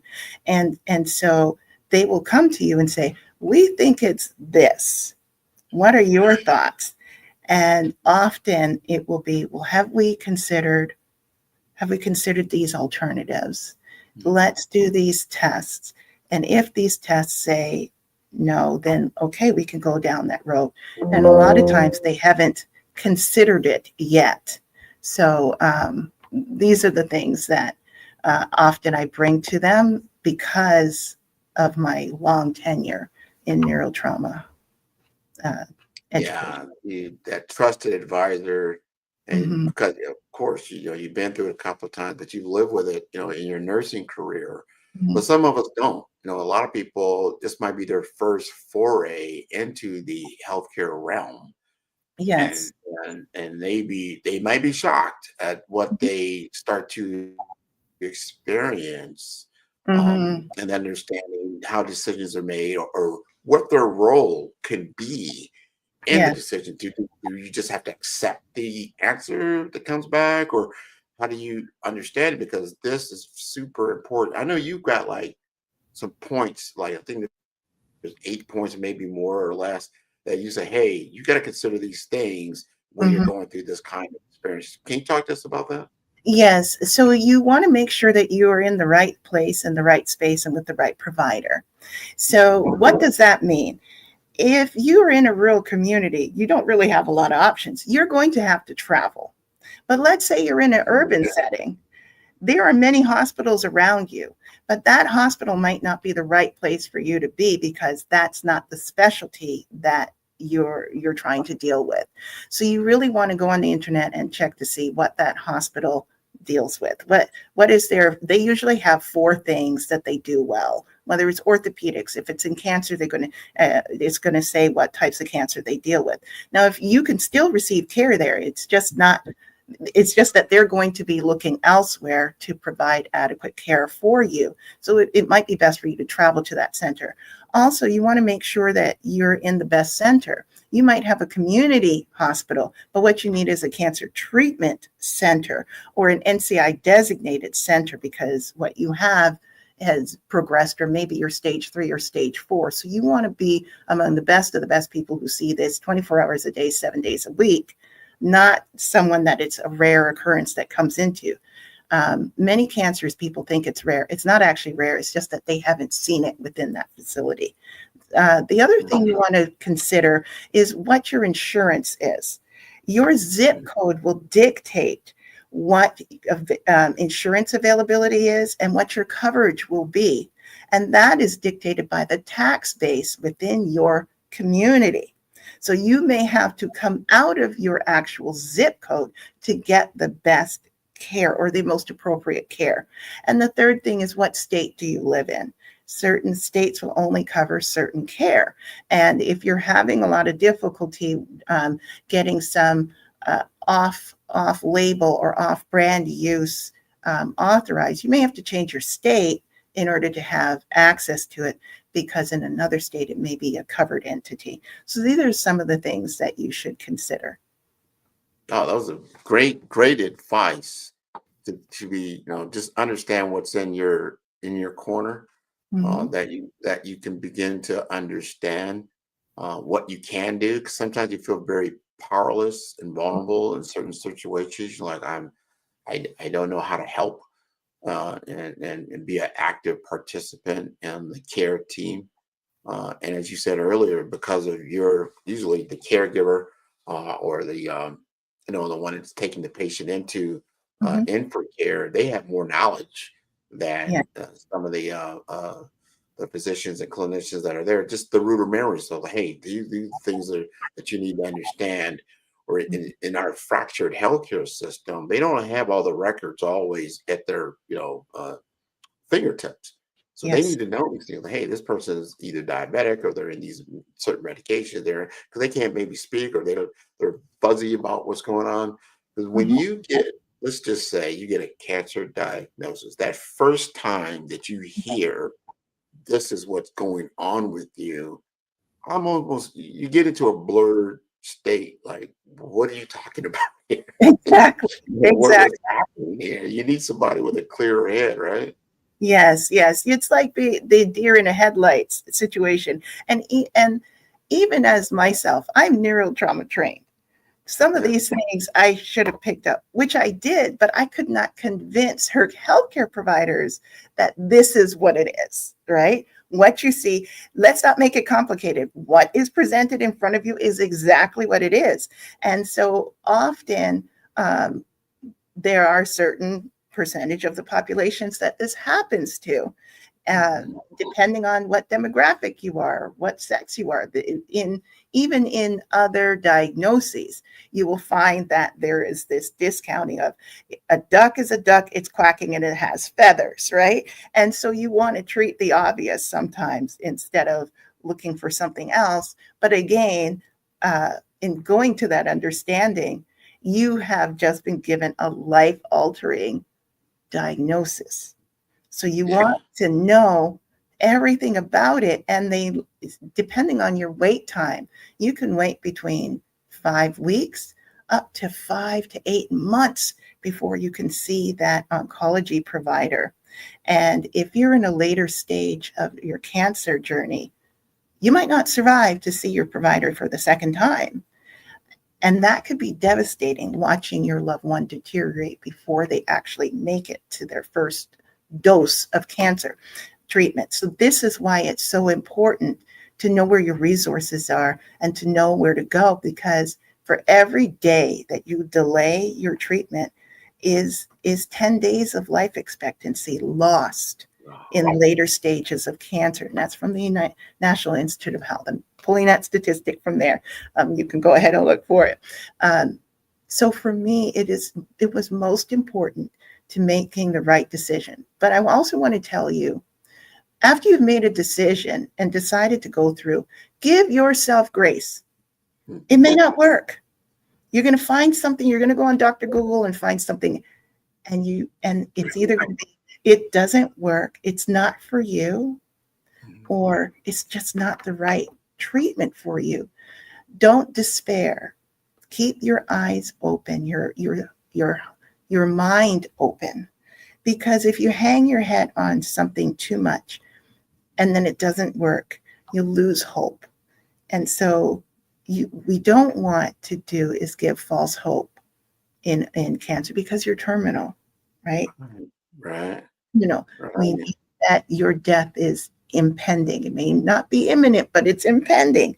But we have the opportunity to change the trajectory if you find the right path. And I think that most people don't get on the path, don't get access to the path, or don't start the journey fast enough, and that's why they don't survive. And cancer nowadays is a chronic disease. It's not necessarily a killer unless you have DIPG. But even in DIPG, you can still survive. I know them. I've seen the children. I've even had some of the adults talk to me and introduce. Oh my God. No. Don't worry. Don't worry. Go ahead and take care of that. That is so important to understand where you're at in that journey, and then knowing, or maybe not knowing, what you're dealing with. What you just told us is that if you don't get the right treatment started, you're losing 10 days of potential life. That is so big. Each day, and I'm that's probably a stat. If somebody is hearing that and they're listening, like, what? So you don't want to, that can cause some more anxiety and stress around it. But I've heard that so many times, and the accessibility, and then dealing with things like insurance, right? Your insurance is telling you, hey, you know what, we don't cover that, or hey, we can't go to that facility, or like, do you truly understand what you're telling me? You're telling me that I can't, save my life because you've got some red tape going on here, These exactly. are hard things to hear, right? And you see this in the news. You're seeing this in action. You see this all over social media. You're seeing it from the perspective of the doctors. You're seeing it from the perspective of the patients, of the parents, trying to do this advocacy. And it just may be that the center that they're at, because they don't do this, they don't have a statistical outcome. See, health insurance look at what is the average outcome, the overall survivorship of being treated within this facility. What is the level of quality of care that you're going to receive while on this treatment? And have they done this routinely before to the general public? And every facility has a quality score. And it has to be published. And they have to tell you what their success rates are. Even the physicians have to tell you what their success rates are. If you have a physician that sees this 1,000 times a day or 1,000 times in the year, and his success outcomes are 70%, but at your local hospital where you are, it's a rare condition, and his outcomes of survival are 20 to 30%. Where would you choose to go if you had that knowledge, right? But most people don't have choice. You have to know. And a lot of times you don't have time to do that level of research, but it's expected for the families while you're waiting to do something to be knowledgeable about your care. But again, I talk about Dr. Google. Please be careful, because it is not an exact science in healthcare. So you're going to get a lot of different information, alternative information, success stories of using something of some kind of some app. I am firmly based on science, evidence-based. Has it worked before? Okay. Have you tested it in other things? And have you tested it even on this type of tumor cell? Yeah. And with success. Now, if you've done it that well, then okay, I will try it. I will give it a chance, because right now I'm sitting at ground zero, statistical zero, versus 50%, 60% chance of working. I'm going to take the 60%, but we're going to go in with eyes open, being able to know that there's going to be some risk, there's going to be some side effects. We're going to watch very carefully and make sure that we deal with the side effects while we remain on treatment. Often the treatment that hurts you, it's the side effects or unknown side effects. And then you don't tell your healthcare staff, or you're unaware that this could potentially happen. And that's what is the biggest deal. And that's what makes people think, oh, they're experimenting. I am a guinea pig, is some of the that they say. And it's not necessarily that. I thought about that, but then I thought, well, if I don't do anything, he and she are not going to be here. So let's try, and let's know what we're going in, eyes open, so that we deal with it. And if we see something, just say something. Even the smallest makes a difference. You want to feel you don't want to feel powerless, right? Yeah. And at the same time, you got to go down this scary path, and then, kind of look for the light in all of this. And your business is Orchard Healthcare. Tell us more about the business that you have and how you are of service for people that are going through this cancer journey.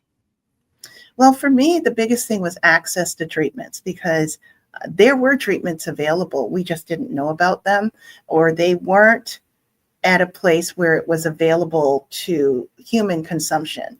And with children especially, even though it may be proven in an adult use, they're very reticent to actually move that treatment down to the children's level, because a child is not an adult.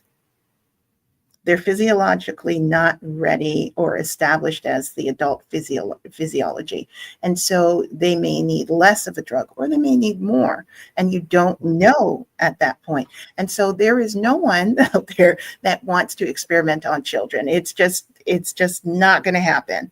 And But when you are on the other end of that, looking for an answer, looking for a treatment, and there is none, for me, I wanted to know all that was out there and remove whatever barriers that was there. So I created a cancer treatment library that houses all cancer therapies, from radiation oncology all the way to FDA off-label use drugs, nanotechnology, etc. And I housed it in one place.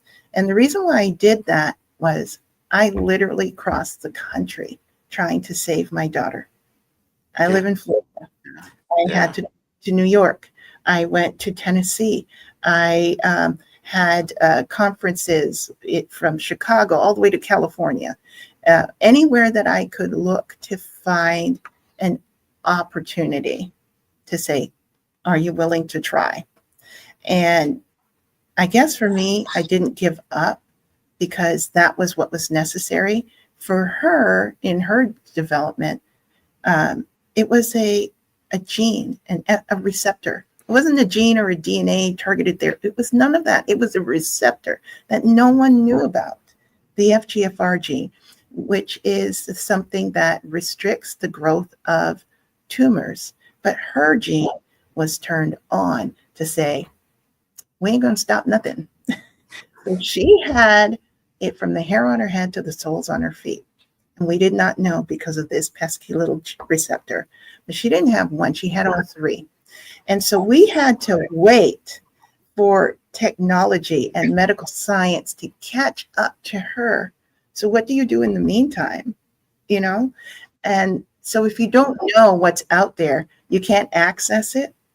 And where I lived in Florida, the NCI designated hospital didn't take children under 10. And at the time when I was looking for a second opinion, she was 8. And our journey started when she was just turned 4. Yes.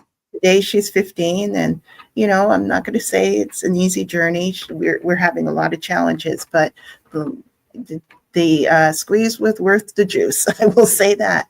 But I do not want anyone else to go through that. So we provide 3 services: access to our cancer treatment library to find treatment for you when you're in later stage cancers, because the last thing you want to be left to is your own devices as you're trying to research this. And the more treatment that you've already gone and received, the harder it is to find something else out there. So that's number 1. Number 2, we provide oncology care navigation to help patients through the healthcare system. Wherever you are, if you're more than 200 miles out, we will connect you to a decentralized clinical trial if it's available in your area, or we will connect you to those folks who will build it out for you to make that accessible for you. If you're within the city and you cannot afford your treatment, we will connect you with the drug manufacturer to see what programs are available and get you enrolled in that at the beginning of your journey, so that you're not 60 days in or several months in and now you've exhausted all your funds. Everyone deserves the right to have a home to come back to. And most people, the first thing they want to do is they want to exhaust their 401k or any bonds or savings. But then those $1 million claims keep coming every 2-3 weeks, every month. They're like death and taxes. So if you exhaust your funds, what happens to the rest of your family? What happens to you long term? And that's that financial toxicity piece. So we try to remove that as best as possible. And the third thing that we do is ensure that you have knowledge about your care, about your diagnosis, and what is available to you. Again, for me, I focus on stage 3 and stage 4 cancer and metastatic disease, because that's where I was. And a lot of resources are not available. And so time is lifespan. And so you want to at least have options. I don't profess to have a cure rate or anything like that. But if you can get to the right place in the right time through the network that I have, the contacts that I have, and just having those questions, deep questions that you need to have answered, I start with 3. I'll give you 3 questions. You're going to go. It's going to take you about 15 to 30 days to get that answered, and then you come back. But at least we start finishing off the red tape, and I'm there until you don't need me. Mm-hmm. I think that's so important. I want to thank you again for letting us know what your business does, the benefit for that. I think you're really giving people an opportunity to be able to do something. And then what you talked about, the financial toxicity, understanding how to manage through the monetary journey, and what potentially you're going to come across, and the decisions you're going to have to make. So they're not just purely emotional, that there is some logic to the whole thing, just understanding what you're dealing with, especially when you're dealing with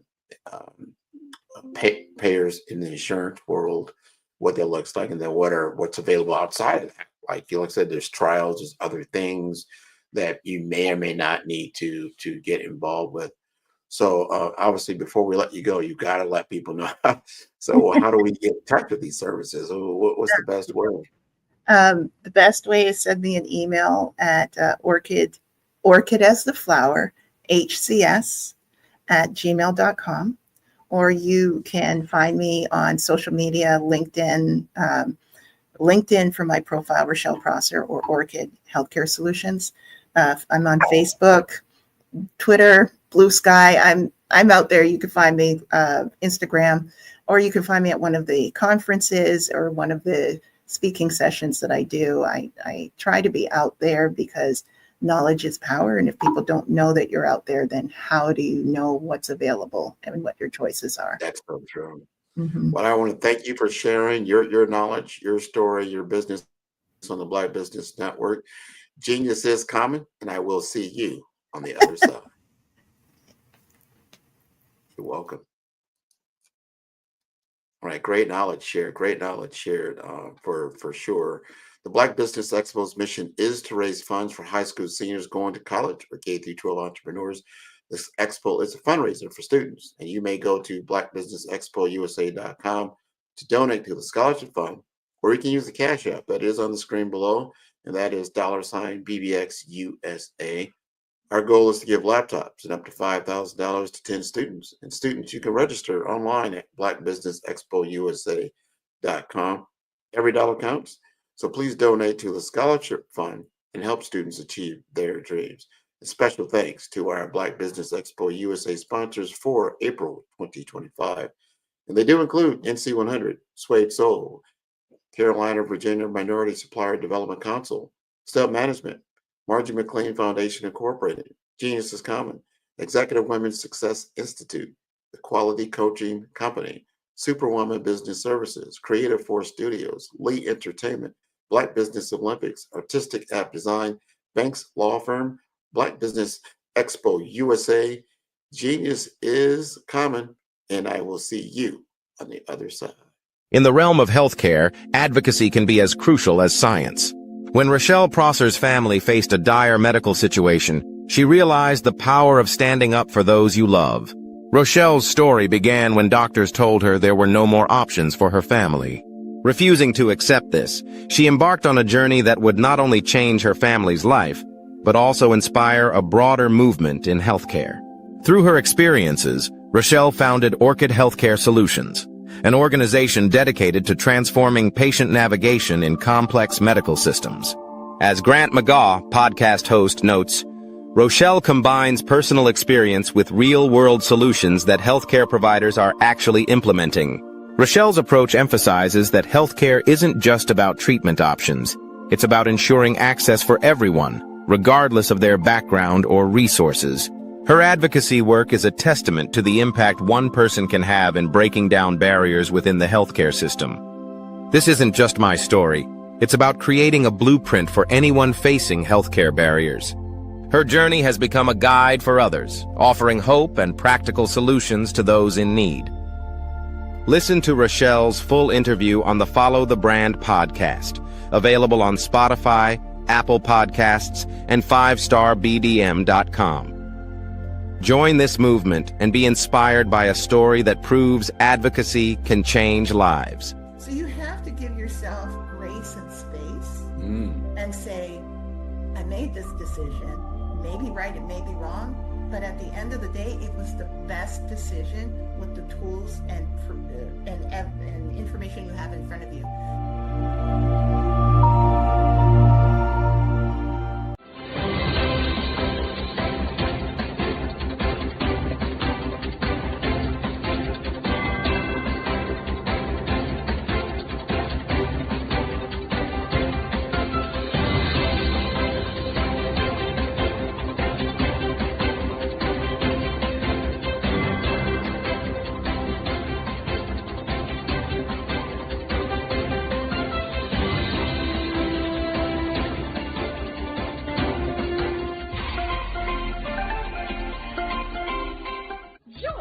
Dr. Eric Kelly III and a host of phenomenal speakers from all around the globe for this 7-day virtual event that you don't want to miss. The mission of the Black Business Expo is to raise scholarship money from kids all the way from high school all the way from college. The Black Business Olympics is one of the largest Black business showcases in the world. It is an opportunity for businesses and companies to showcase their businesses globally. We are going to be giving away laptops up to $5,000 away to students. Again, I'm Olivia Appleberry, the founder of 2 Cents Finance and one of the speakers for the expo. I am so excited to see you there. For more info, go to www.blackbusinessexpousa.com or call 919-308-9090 and hope to see you there. I am Black Business. From the moment I wake until the time I sleep. Yes, I am Black Business. I am Black Business. Tell me, are you Black Business? I am Black Business. Do you support Black businesses? Listen, I support Black business because I am Black Business. Black Business Expo, one of the largest business showcases in the history of Black business in the world. The world! Sign up today at www.blackbusinessexpousa.com or call 919-308-9090. I am Black Business. I am Black Business. From the moment I wake until the time I sleep, I am Black Business. I am Black Business. Are you Black Business? I am Black Business. Do you support Black businesses? I support Black business because I am Black Business. Black Business Expo, one of the largest business showcases in the history of Black America in North Carolina. Join Dr. Eric Kelly III and a host of phenomenal speakers from all around the globe for this 7-day virtual event that you don't want to miss. The mission of the Black Business Expo is to raise scholarship money from kids all the way from high school all the way from college. The Black Business Olympics is one of the largest Black business showcases in the world. It is an opportunity for businesses and companies to showcase their businesses globally. We are going to be giving away laptops up to $5,000 away to students.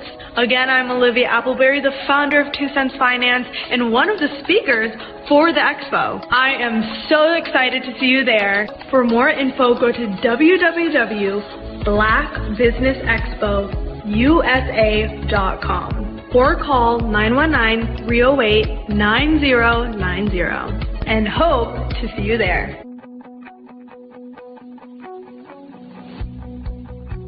I am Black Business. From the moment I wake until the time I sleep. Yes, I am Black Business. I am Black Business. Tell me, Are you Black business? Black Business Expo, one of the largest business showcases in the history of Black business in the world.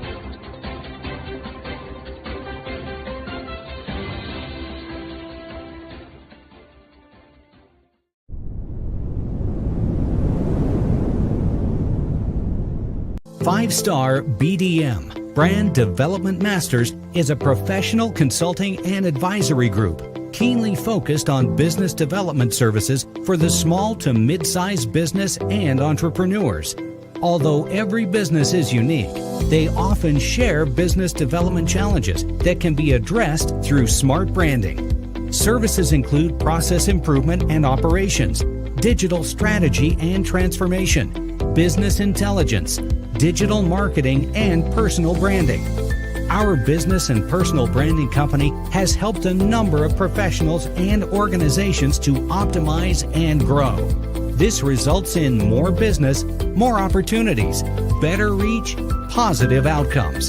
Visit www.fivestarbdm.com today to Follow the Brand TV broadcast host, Grant McGaw, as he visits with top executives and entrepreneurs to find out their secrets of success with their personal brand. Follow the Brand TV broadcast host as he focuses on brand development to build better relationships, bring value to your business, relationships, and career. You will enjoy listening to each episode that is tailored to speak to you directly. If you're looking for this type of clarity in terms of building your brand, you have tuned into the right station. Each episode will help you to shape a conversation in the Five-Star BDM network of 20,000 professionals and become a springboard for your corporate engagement and business opportunities. Each guest will frame their story in the areas of personal branding, business development, career development, financial empowerment, and technology innovation. Grant McGaw explains why he is the CEO and owner of his own professional career. Grant is an accomplished business leader and entrepreneur who wants to give back to individuals to grow their personal brand strategy. Tune in as he weaves his story about new possibilities, while to you exceed expectations. If you love storytelling, this show will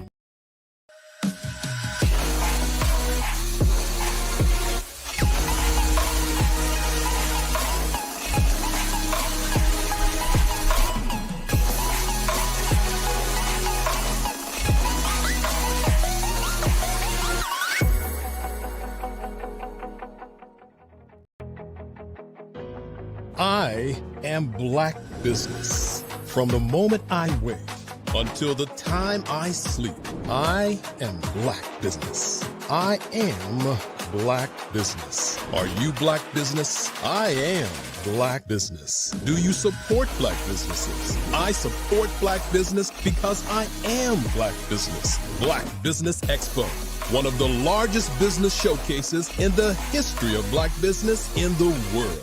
Sign up today at www.blackbusinessexpousa.com or call 919-308-9090. The Black Business Expo's mission is to raise funds for high school seniors going to college or K-12 entrepreneurs.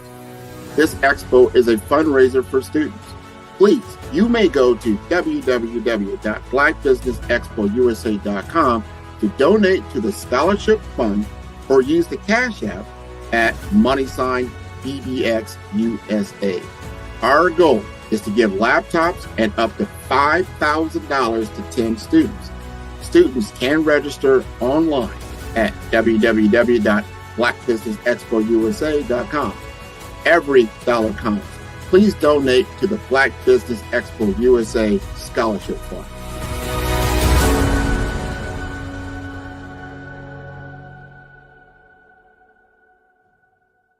Phenomenal Tanya T. Wise, who is here from the great state of Maryland. Tanya, welcome and thank you for being with us today. Can you indulge our audience a little bit and tell them just a little bit more about who you are and what it is that you do? Well, I love being able to talk to people and have a magnetic attitude, being able to just show them. So I always like to say, level up is Coach at Tanya T.Y. is here. So can you tell our audience, just give them a teaser about what your presentation will be about? So my philosophy is that we should all be living our dream life. So tomorrow I'm going to talk about how you start living your dream life. What are some of the things that you thought about in your childhood that you just kind of let go and dormant? Wow. And I want to reignite that and just give you some pointers and some tips, some tools, some strategies to be able to start living your best life now. And guess what, Aquanda? And leave an inheritance for your legacy. Oh my goodness. Okay, I know that's resonating with a lot of people. I've heard that you have a dynamic coaching program. Can you tell us a little bit more about that? Absolutely.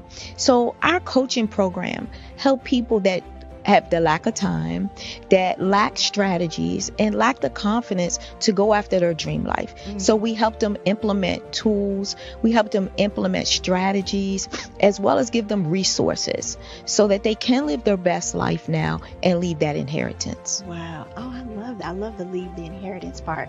Listen, you are dropping some major nuggets, and I know a lot of what you're saying is resonating with a lot of people, but I think we're all curious. How did you even make this transition into the speaking and coaching arena? What's the story behind this? So I started out in finance, and I realized that a lot of people don't necessarily go after their dream life because of the lack of finances or the education behind finances.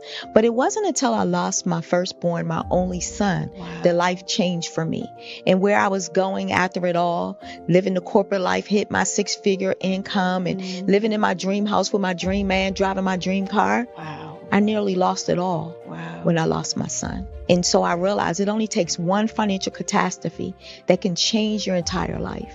That's what made me start All New Beginnings. Because no matter what's going on in life, there's a new beginning.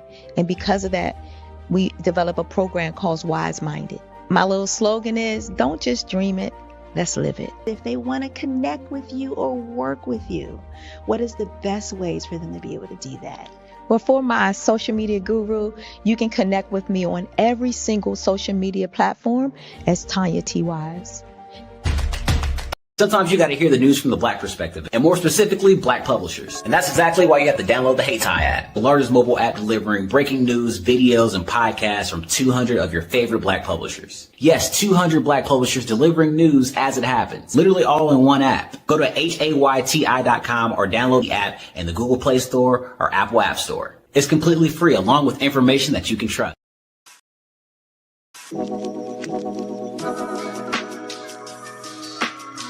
The African company and the African CEO is making a conscious decision to bring on someone external to the continent versus bringing on someone who is from Ghana or Kenya or South Africa. And so the skill sets of the people that we take through our executive leadership training program and ultimately on the placement, obviously have to be extremely high caliber. So what we look for are corporate executives at the vice president to C-suite level, as well as Black entrepreneurs. When we look at the Black corporate executives, we're looking for some very specific skill sets, whether that be around supply chain, sales and marketing, engineering, product development. We want our folks to be able to add immediate value to the corporate board, right? And the other thing is, even if they don't necessarily have specific industry experience, they're bringing a diversity of thought.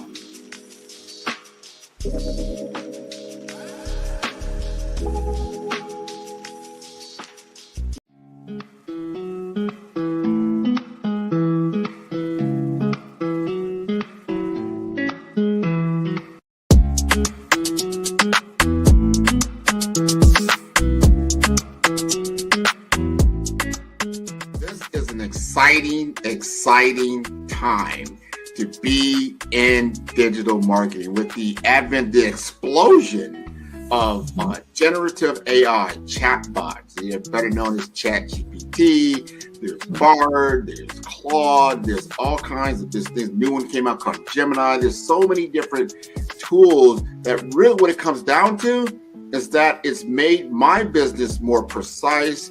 I can do things more quicker, I would say, and to elevate my brand messaging to a level that allows me to be as creative as possible.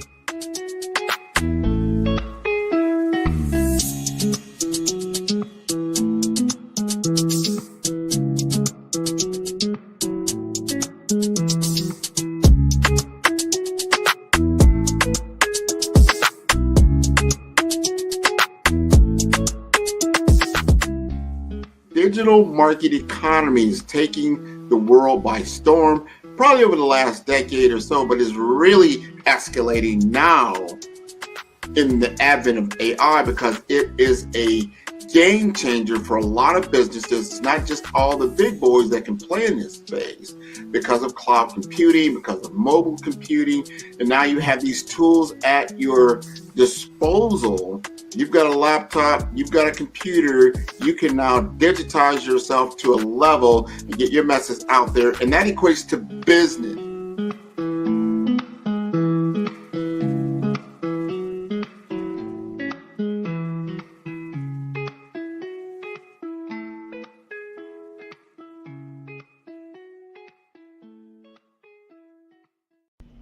Why do I do what I do? You know, my life coach asked me that a few years ago, and she said, Tony, what's your why? And I told her, and she said, girl, you've already accomplished that. Perhaps you need a new why. Hi, Tony Harris, Amy Hoydu with Say It Said Marketing, one of your students. And just wanted to say thank you, Tony Harris, for spending so much time with me and giving me that boost in my business that I so drastically needed.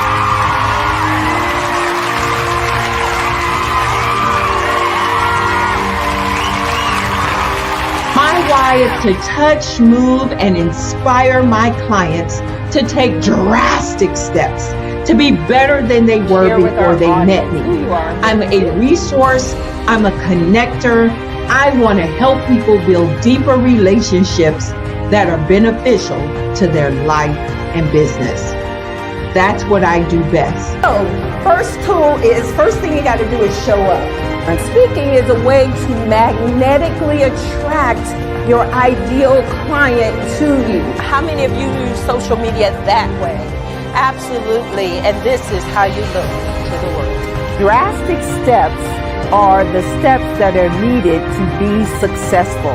And my business is drastic denotes a mindset. Getting out of your comfort zone. Doing something that you don't necessarily feel comfortable doing, want to do, but you know it's a necessary step to be successful in your business. I get the most satisfaction when I see my connections flourishing into relationships long after I am gone.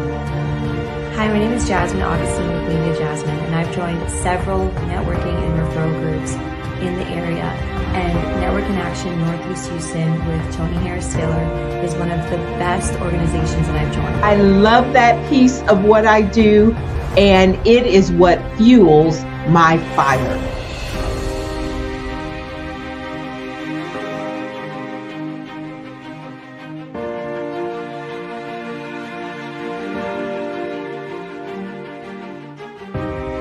My name is Tony Harris Taylor, saying take a drastic step today for a fantastic tomorrow.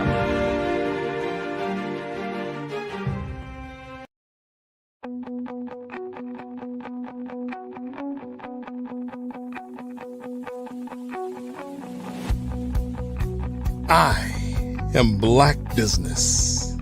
From the moment I wake until the time I sleep. Yes, I am Black Business. I am Black Business.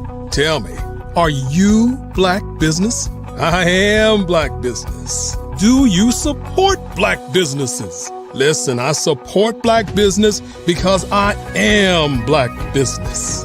Black Business Expo, one of the largest business showcases in the history of black business in the world. The world! Sign up today at www.blackbusinessexpousa.com or call 919-308-9090. I am Black Business.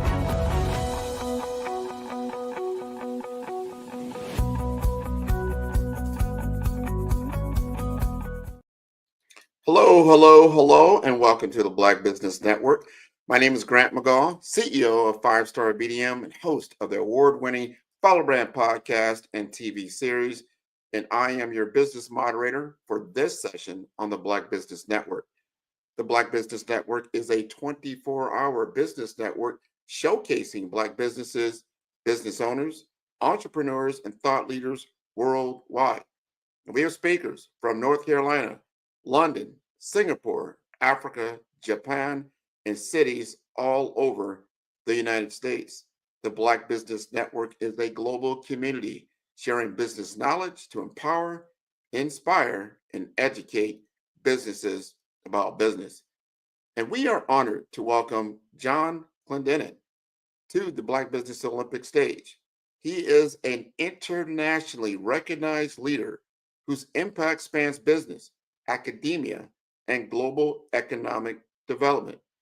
As the founder, president, and CEO of IC Logistics, with international headquarters in St. Croix, United States, Virgin Island, John brings over 3 decades of unparalleled expertise in supply chain optimization, logistics, and business transformation. A former senior faculty member at Harvard Business School, an advisor to the National Research Council's Committee on Supply Chain Integration, he has shaped some of the most critical conversations around leadership, quality, and global competitiveness. John's legacy includes distinguished service as a lieutenant colonel in the U.S. Marine Corps, a transformative 15-year executive career at Xerox Corporation, an extensive contribution as a global educator at institutions such as Columbia, Stanford, and the Institut de Empresa in Madrid. From the battlefield to the boardroom, John embodies the spirit of innovation, service, and enduring impact. So I would like to bring him to the stage and introduce John Clendenin. How are you doing, sir? Good morning, Grant. I'll try to live up to that generous introduction, and it's good to see you again, my friend. And you know where we live here in St. Croix. You've been at our headquarters, so it's a pleasure to be here with you.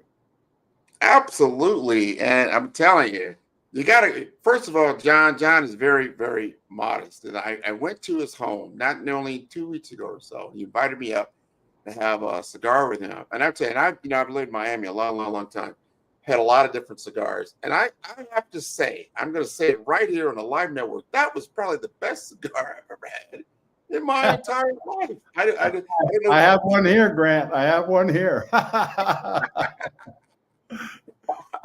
Well, you have great taste, my friend. Great taste. Very, very, and thank you for welcoming me to your home and to the office there in St. Croix in Frederiksted. And before we even begin, tell us a little bit more about Frederiksted and why you picked IC Logistics at that particular office space. Why is that so important to you? Yes, Grant, we've actually had our eyes on this building.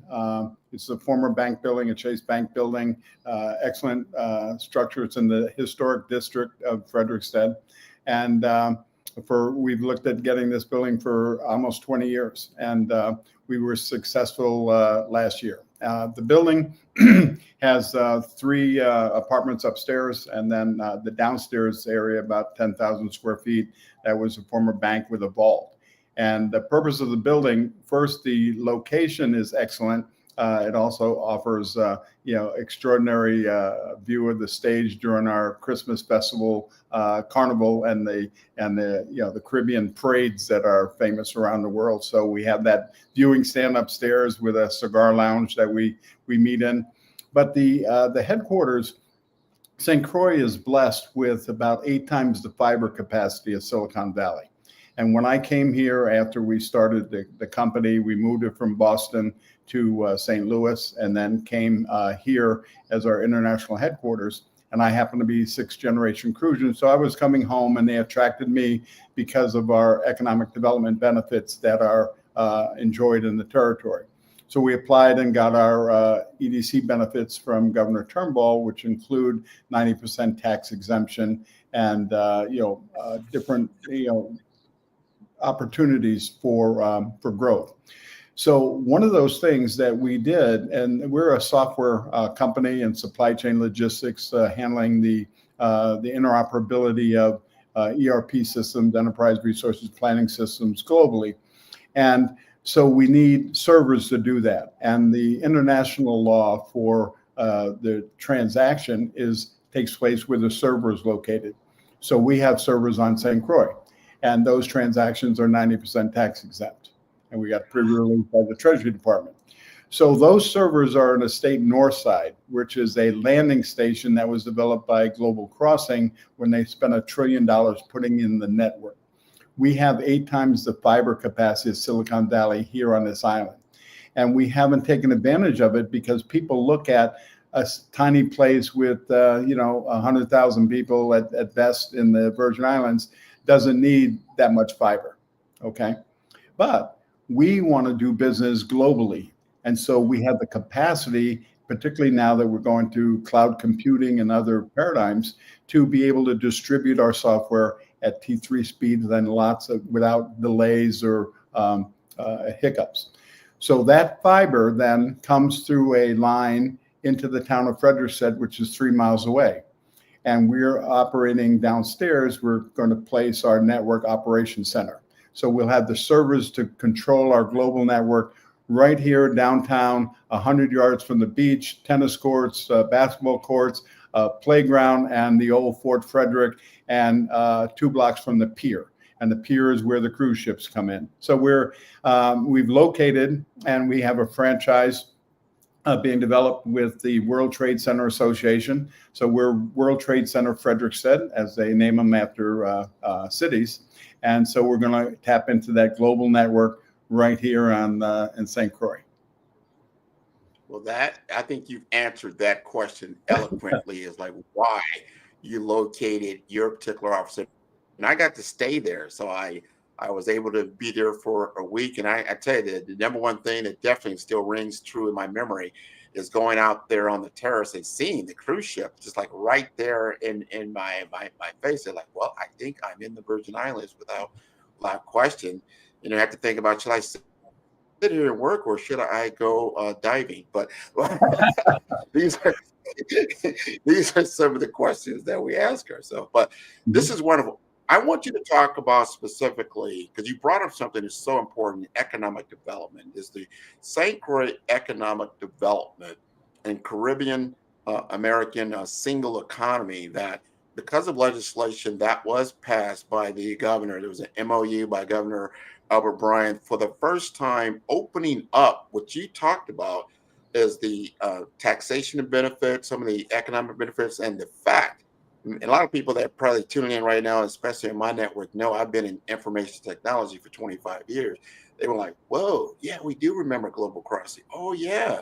I didn't know that they built out such a fiber network at that location, because that is a major game changer in how we can leverage these types of things. But now you can then talk to CARICOM, right? Which is like the Caribbean EU, if people are not aware of that. Talk to us more about that. Right. So thanks, Grant. And I think that's the implication for a long time has been there. And we've been touting, myself and the partners, Anthony Weeks, who who is the managing director of SETI CASE, which is the St. Croix Economic Development Initiative, and then the operations of the Caribbean America's single economy.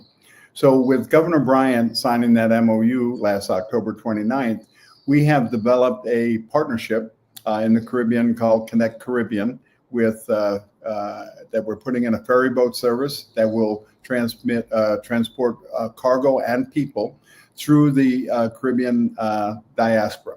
And it's important because we have 3 hubs in that enterprise. One in Trinidad and Tobago, which just had a new change of administration, and Governor Kamala Prasad is back for her second time. She was Prime Minister 10 years ago, and she's family to us here in the Caribbean. So with our partner, and then a hub in Barbados, and then the hub in St. Croix. So we're looking at the port of St. Croix to be this hub. Now, when we look at that, there is an opportunity for people in doing this transmission of the economic development and the supply chain throughout the Caribbean. I'll call it the last mile of the supply chain to the Caribbean nations, okay? And we are the 3rd border of the United States. So when you look at the United States, we have a separate customs jurisdiction, okay? So we have Canada, Mexico, but then there's the Virgin Islands. And we are exempt from different important legislation like the Jones Act. So the Jones Act says that U.S. carriers or foreign flag carriers cannot land in 2 different U.S. ports. So they are limited to go into Baltimore, New York, or Houston, Miami. But if they come to St. Croix, they can come to St. Croix and then go to another U.S. port. And we are free of the tariffs that is in very much controversy now in the United States. So we're looking at when people are looking to change their manufacturing and say, come back to the United States, as the Trump administration is trying to force, that the Virgin Islands becomes that ideal place to do that manufacturing. And so from a supply chain logistics, we can set up manufacturing here on the island. We can set up drop shipments and final assembly of products that come in duty-free and tax-free and tariff-free. And then we can ship it to the United States. And this interesting aspect, Grant, is that it comes into the United States as made in the USA.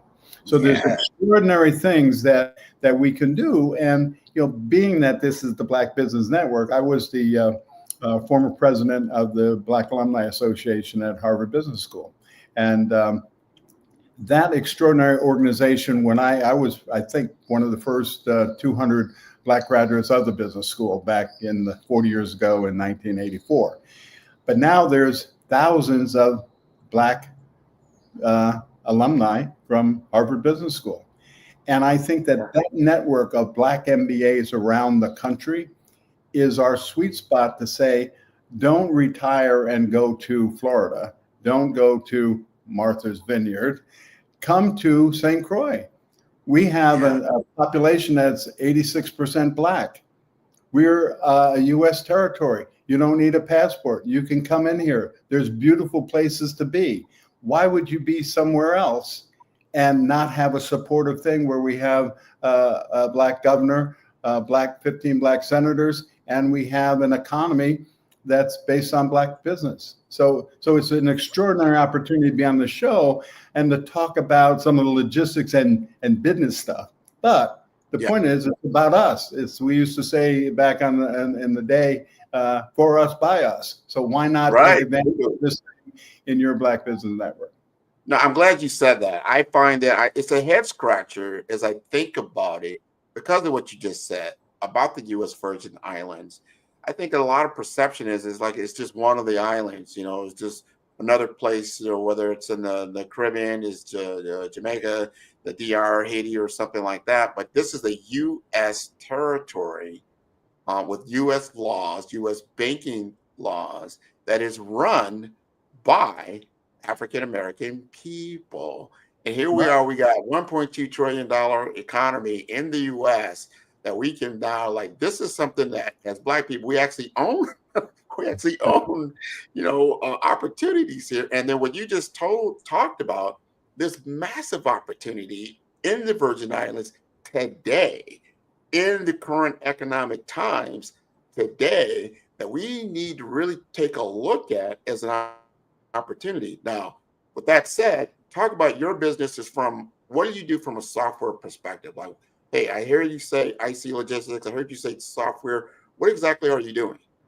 Okay, so what we looked at when we look at integrated supply chains, we look at the movement of assets, the movement of money, and then the movement of information.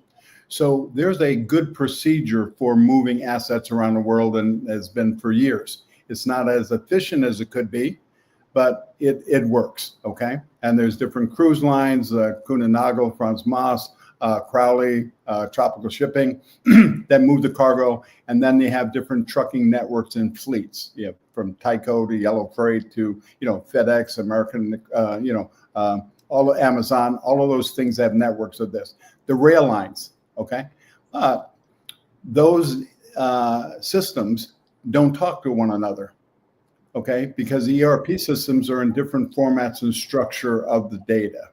So the financial network has been able to do the movement of the money. So there's SWIFT transfers, there's the transactions in different currencies and exchange rates, and we can move money from one country to another. That's not a problem. The question becomes, what is the information and how do we get the information on an integrated, optimized supply chain? So what we did was, and actually it came about when I was teaching at HBS, the students were saying, well, how do these ERP systems, are they going to talk to one another? And I was pointing out that they didn't. And they said, well, how can it happen?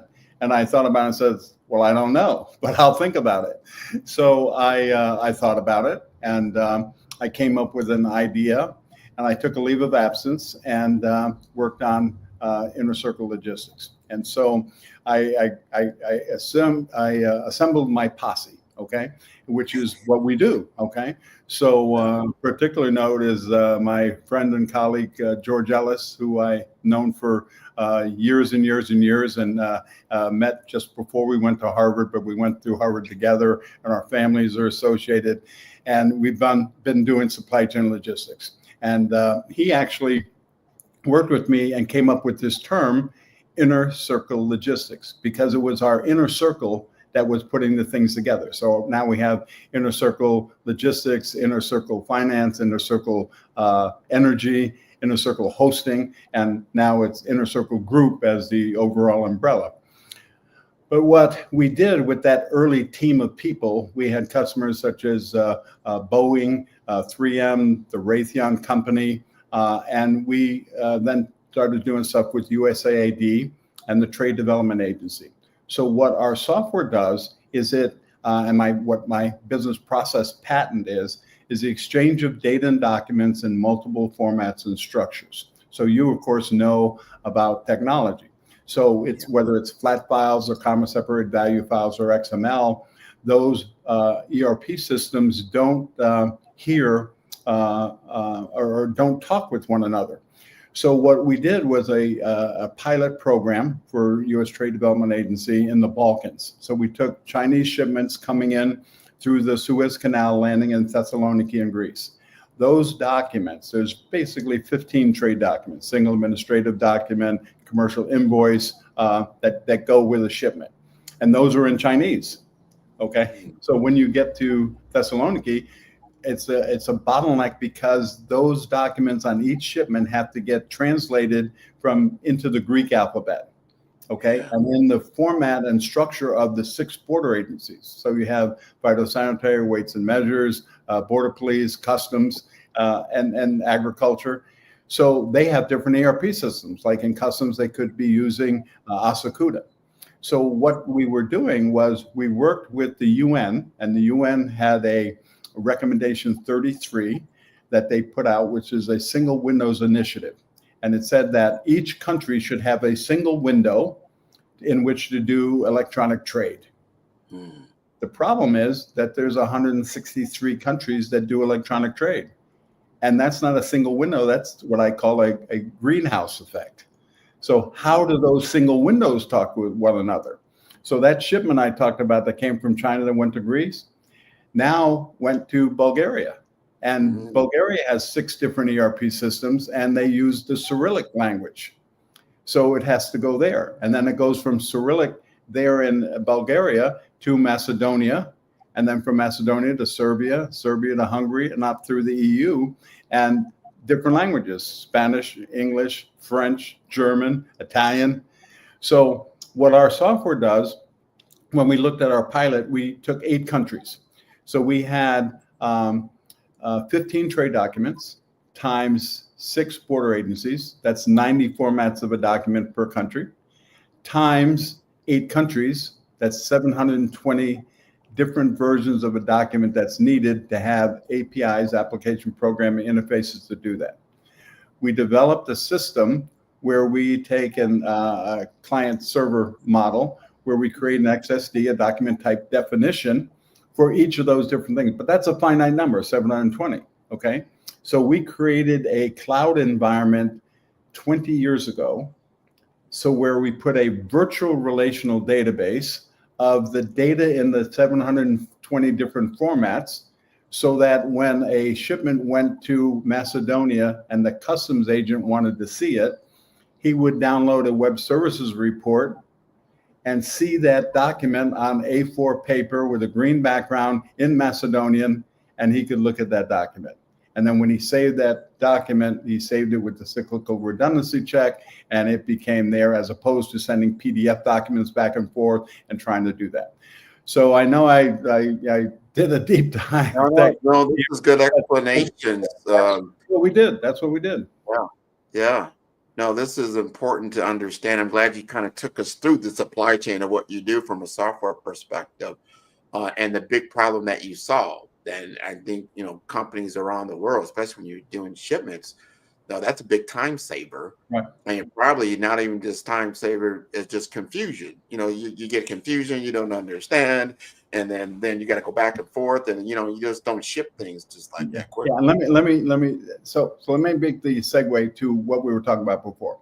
So that's one shipment with 750 different things. So think of how many shipments go up quarter 10 in the Balkans, okay? And what it would cost to do that. The sweet thing was that we were going to sell our software there for $3,000 to do all of that.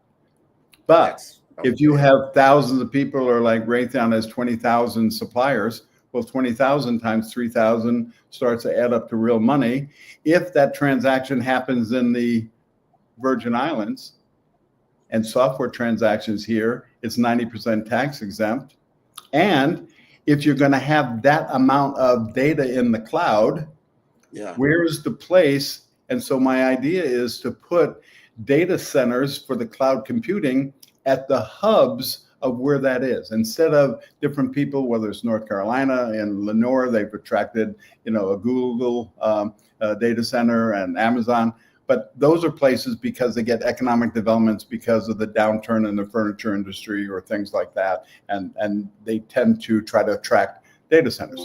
But the right place, in my view, to put the data centers, and I think we could put 10 Google-type data centers here at $500 million a piece on St. Croix to service the world's cloud environment. So what we're trying to corner is the market of the information on the supply chain. So the movement of the asset, the movement of the money, but if we can control the movement of the information, have the technology to do that, I think we have a competitive advantage. You feel that the infrastructure in St. Croix could support such massive data centers? I think the infrastructure needs to grow, just like when we build the data centers. One of the significant issues that we have here is the cost of electricity. Okay, but the cost of electricity is hobbled because there's such a small footprint of who needs it. So as the world went to solar and wind, well, where would they use solar and wind as a consumer? Well, we have the trade winds in the tropics. The sun shines more than it does in other places. So people are getting off of the grid. And so the WAPA, which is the Water and Power Authority, has a problem of diminishing places to do that.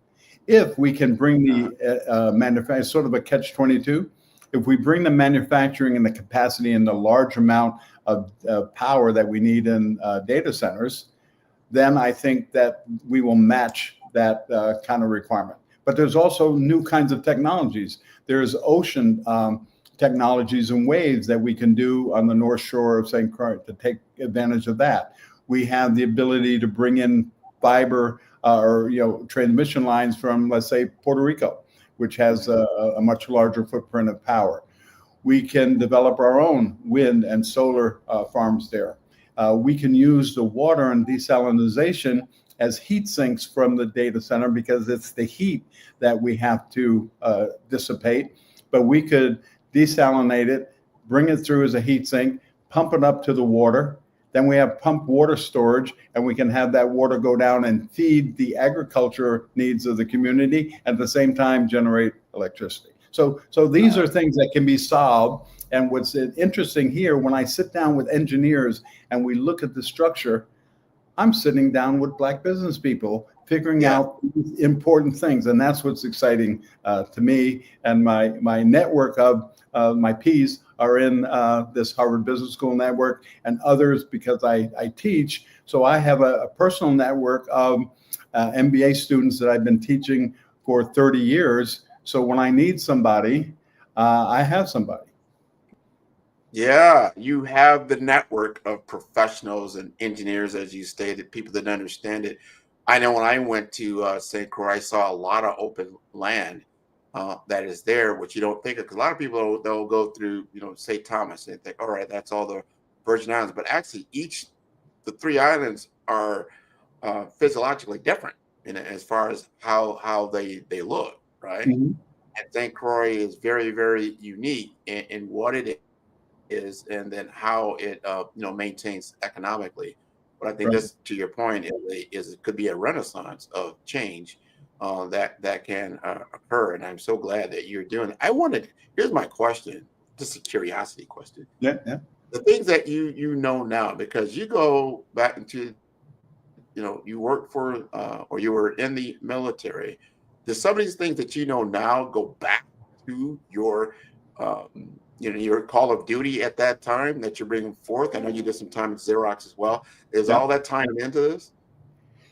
It actually does, Grant, because if you're a little young to remember this, but in the 1970s, I was the communications officer with the Marines. And so we worked on ARPANET, DARPANET, different things that were starting as Berners-Lee was looking at the internet to interconnect the university systems of data, okay?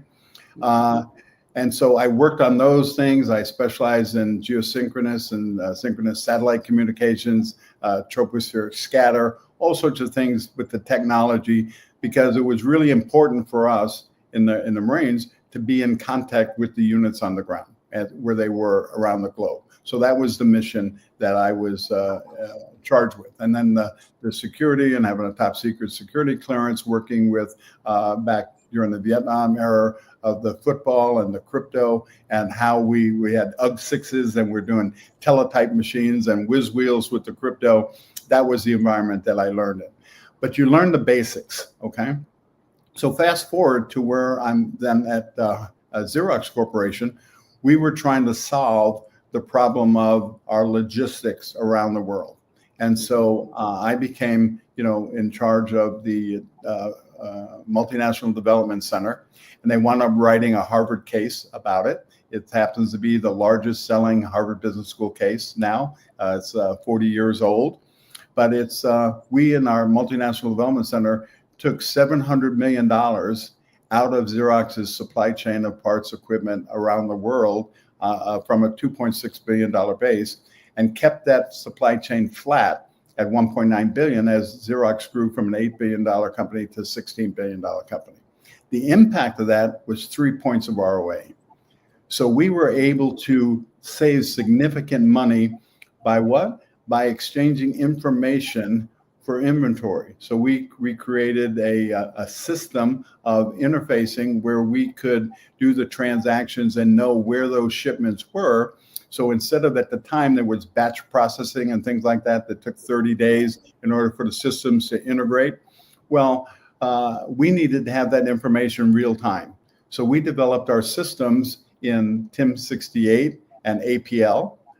which was a different language at the time because most of the big companies were using COBOL and at the best COBOL generators. And it took 2-3 years to develop a system.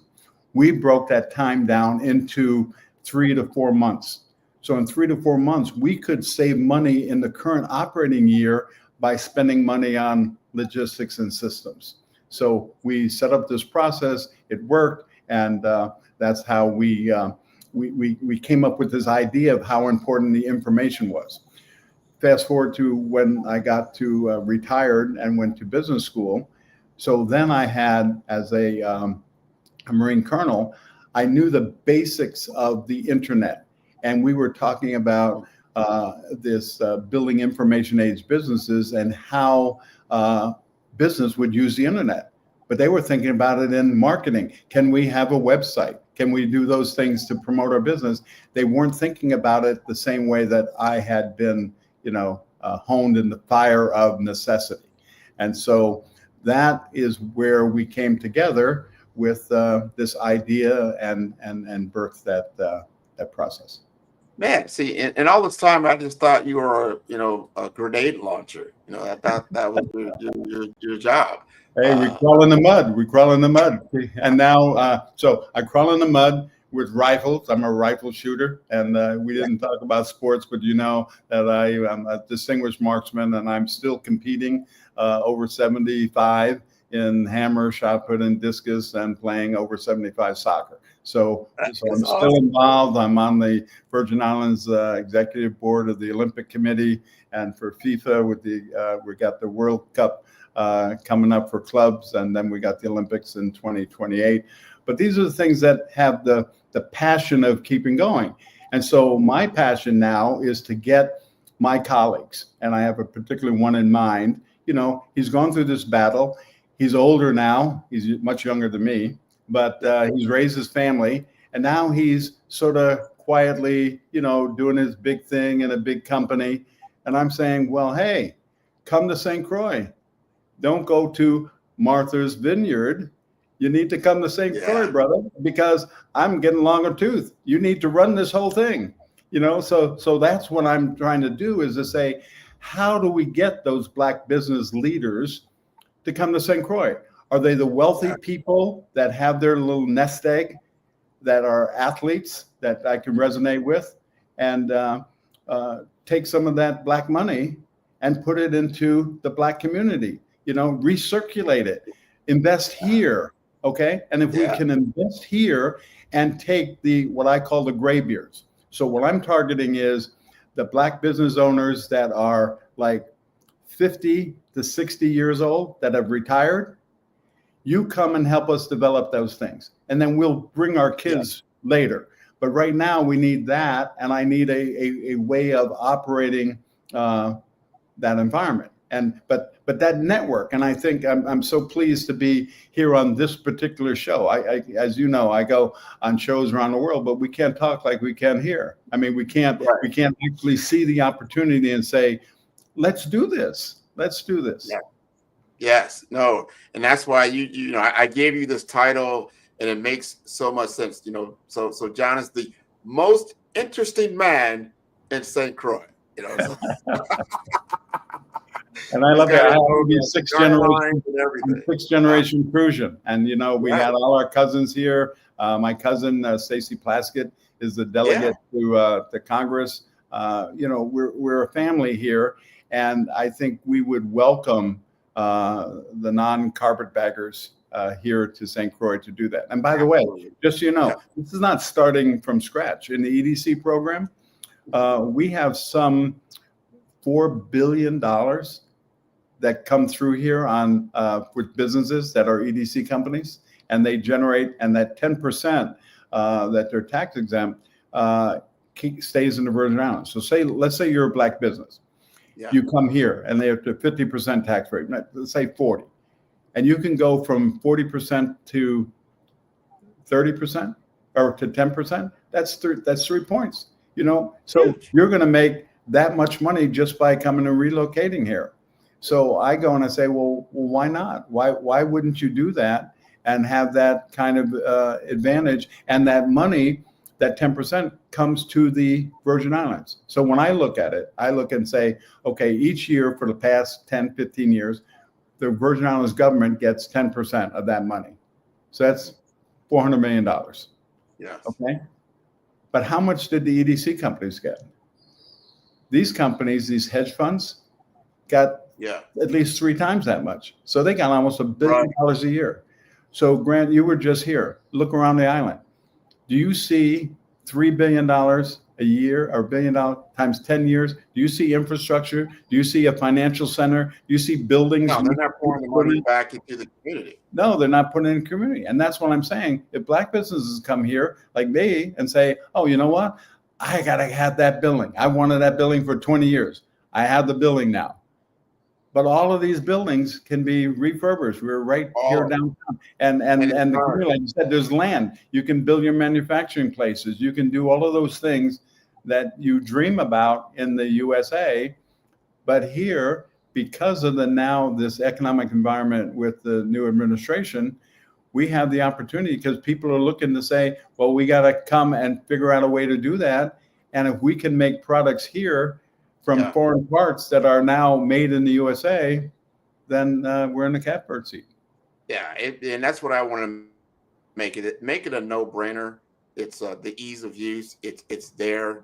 We are putting together programs to bring groups of people down. Exactly what you talk about, networks. People like, take a look for yourself, look at the opportunity, and then compare it to another opportunity, that you might be looking at, especially as you're getting toward that retirement age, or like, you know what, how can I make more, keep more of my money, more or less, and what laws that are in place that are actually a benefit. And as far as what you're talking about for black businesses, I can't think of any other opportunity in the United States that even comes close to what the opportunity looks like in St. Croix. Do you agree with that? I think that people used to talk about Chocolate City, okay, particularly in 19, and you know where that is, right? So the point though is that for a brief moment of time, we had the mayor and we had different things that were lined up and doing that, and but the point is that scale of trying to make a little island of opportunity in one city in Georgia that was not conducive if you left that city. Back, and I'm talking about years ago now. Everything is changing, but the point is that we have to figure out a way how to have a critical mass to make a difference. And I think that's what St. Croix offers. It's not that you can't make a difference other kinds of places. I have a good friend, David Stewart, that I knew him, and when we were working with Worldwide Technologies, when it wasn't even it was a couple of $100 million business, and we were introducing them to the concepts of supply chain logistics. Well, now David Stewart is the $1 billion man. But he's in St. Louis. Okay, now how do you make a difference? So he can make a difference because in St. Louis, with civic progress and the different things, he's not a black businessman. Okay, David Stewart is not a black businessman in St. Louis. He's a businessman. He is a critical businessman in that general society in there. So he is a black businessman and he's making a difference worldwide. But Worldwide Technology is not in a place where that's a different. There's other black businesses in Detroit and New York City and things, but we are fragmented. And so, like in the Marines, what I talk about is you have to have critical mass. You have to mass your fires. And if we're going to make a difference, we need to mass our fires here. Thank you. And that's the point. I tell you, we're coming to the end of our talk. And tell us again how to contact you so we can continue this discussion. Okay, you contact me at jaclendenin@me.com. And not you or grant.com, jaclendenin@me.com. And I'll give you my cell number. My cell number is 617-480-0001. And if I could ask you, Grant, if you go out to your listeners, okay? So as we talk about how do you be direct and how do you actually get help, I'm telling your listeners, I need Grant McCaw to come here and help us build this thing. And I need all of your listeners do me a favor. His name, I called him before, his name is George Ellis, okay? George Ellis is my partner. He's the one that's been with me doing this thing for 30 years, okay? He needs to come to St. Croix and bring his wonderful wife, Angela, and let his kids visit and his grandkids visit, but he needs to be here. Excellent. Well, we're going to get him here. I want to thank you again for being on the Black Business Network. Genius is coming, and I will see you on the other side. Thank you again. You're welcome.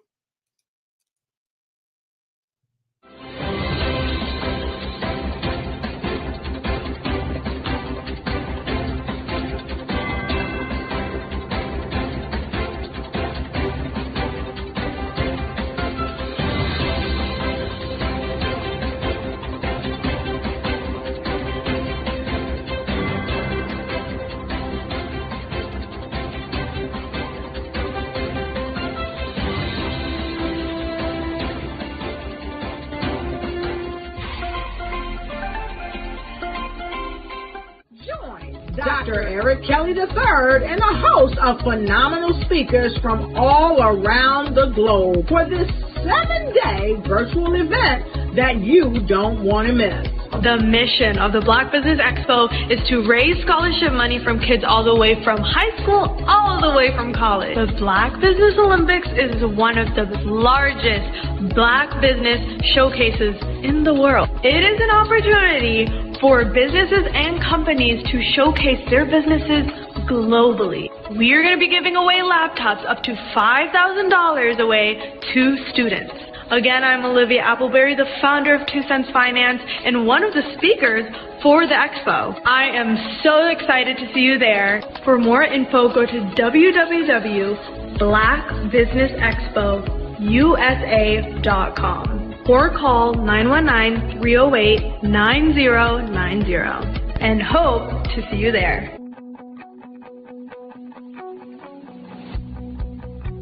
I am Black Business. From the moment I wake until the time I sleep. Yes, I am Black Business.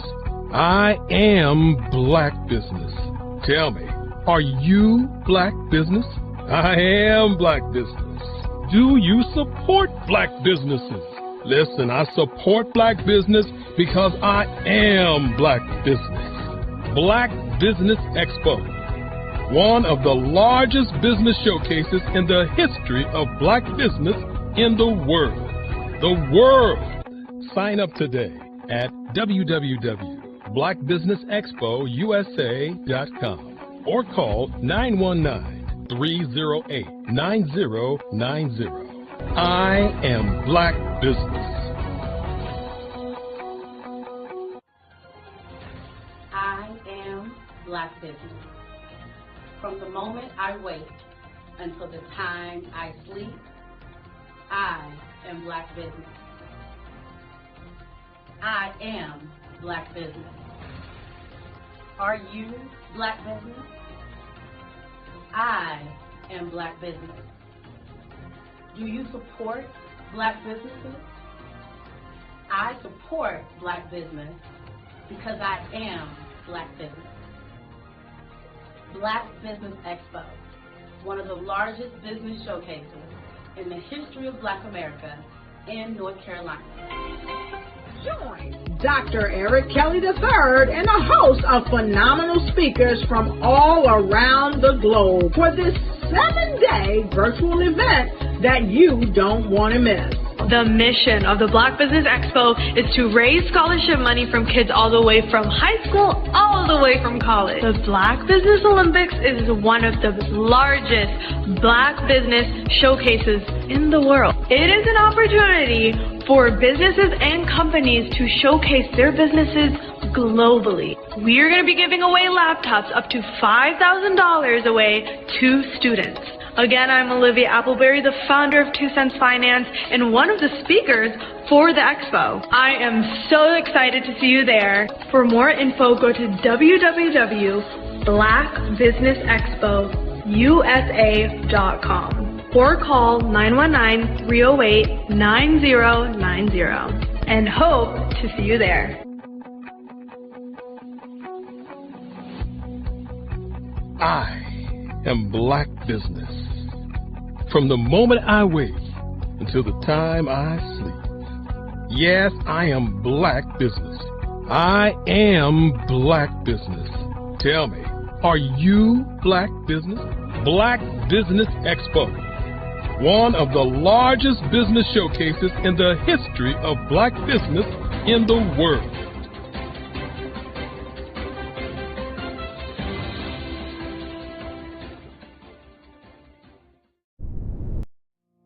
Did you know that approximately 333.34 million businesses exist today, according to a report from 2021? And you may be one of those businesses, or maybe you're not in the business market yet, but you're aspiring to be a business owner. Well, guess what? You're in the right place at the right time. Because let's face it, everything is about timing and opportunity. Hi, my name is Dr. Lotus Richey, and I'm the CEO and founder of the Lotus Richey Coaching and Consulting LLC, along with the Lotus Richey Ignite Show. 15 minutes of success with Dr. Lotus Richey, as well as books to boom your business and bring who you are. And today, I want to bring this amazing message to you about the Black Business Network and the Black Business Olympics. See, the Black Business Network and the Black Business Olympics is designed to help people just like you, that's right, that look like me, to take their business to the next level. Not just in your front yard or your backyard, but globally. The Black Business Network and Black Business Olympics is designed not to just help you survive, but to help you thrive. So join us today as we come together with businesses all around the world to support our students, our children, our young teens, our young entrepreneurs. What we do is we come together to help raise funds for students who are aspiring to be business entrepreneurs, who are aspiring and who are thriving in college.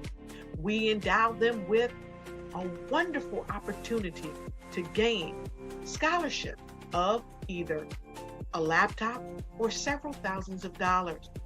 And we invite you to help be a contributor to this amazing opportunity to help someone that looks just like you. So join us today at our website and let us connect with you and help you ignite and take flight in every area of your life on the Black Business Network and the Black Business Olympics. I'll see you on the other side.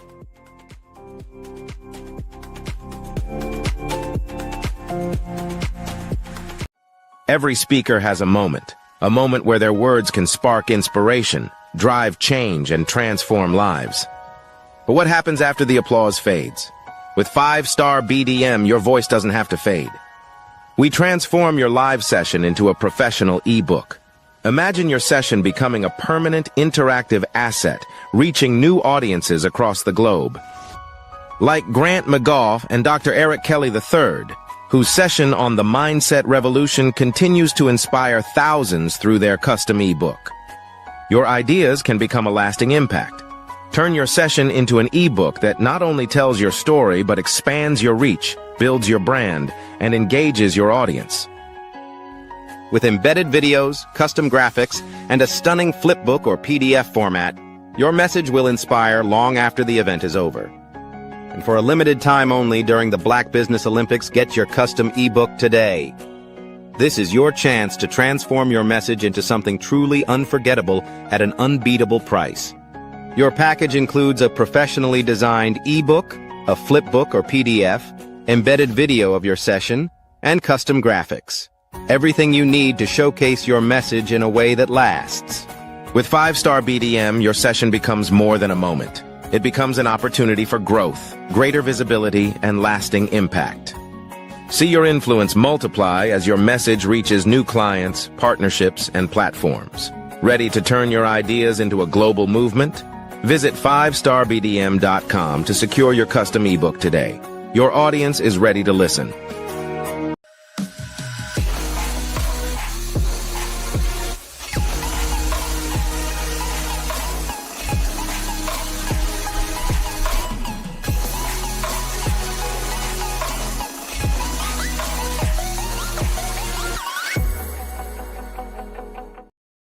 Hello, I am Dr. Eric Kelly III, the visionary strategist and founder of the Black Business Olympics.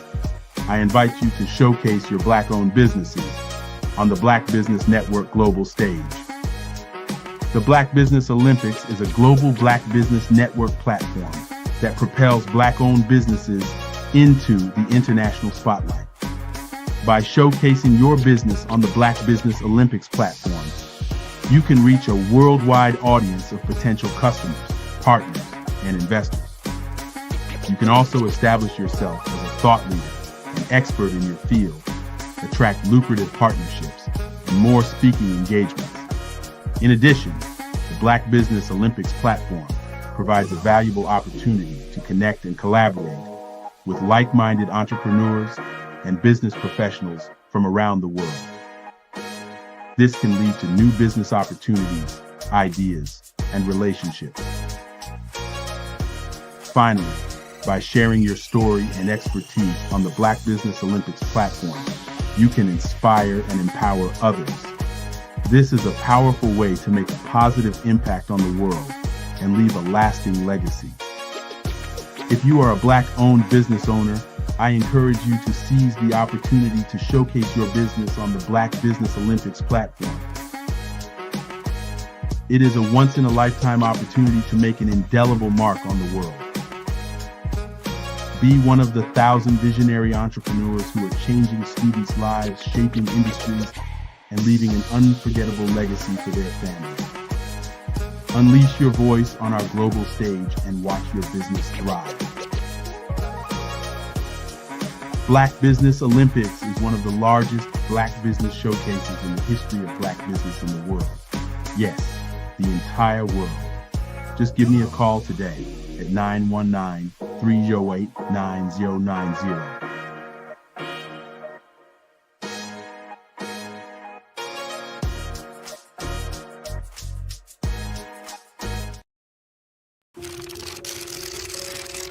Bravery is not the absence of fear, but the ability to overcome it. We stand for those who defy suppression, who speak out, and those who walk the road less traveled. Everyone deserves to be seen and their voices to be heard. We're sparking a movement, growing a community of creators united by the desire for freedom, choice, equity, and ownership. At Fanbase, it's all for one and one for all. We support each other to guide, promote, and uplift you in a place where you can unapologetically be yourself. A place where your voice, ideas, and creativity are not just welcomed, but celebrated. We are Black founded, minority funded, and supported by a diverse, inclusive, powerful community that believes in the strength of authenticity and individual choice. Regardless of success or background, we welcome you. The marginalized, the underappreciated, the successful, the superstar. We're for all who seek a space to express themselves freely, where they are rewarded for being their authentic, true self. We transcend labels because only we have the right to define ourselves. We are built for the brave, the culture, the creators, and for the future where everyone has the power to shape their own destiny. Where all are empowered, voices are amplified, and freedom is embraced. For the first time, you have a chance to own the platform you helped make popular. It's a revolution, a movement in how we connect, create, and share. Everyone is a creator, and everyone has a fan base. Here, you can be you without limits.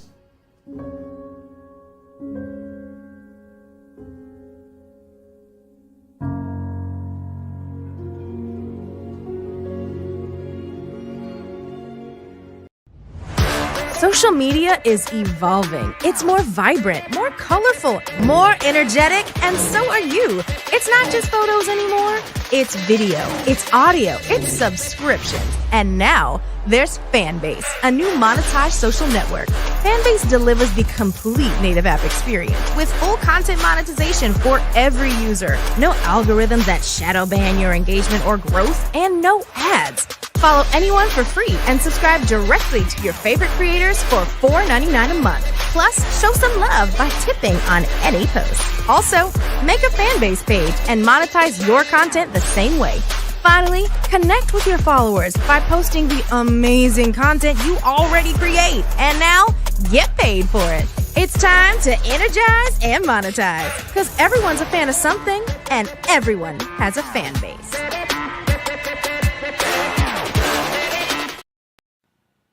Hello, my name is Kiasi Helm and I'm 14 years old. I think my genius would probably have to be setting goals and achieving them. I say this because ever since I was young, I always wanted to be an author, and at age 11, I ended up achieving this.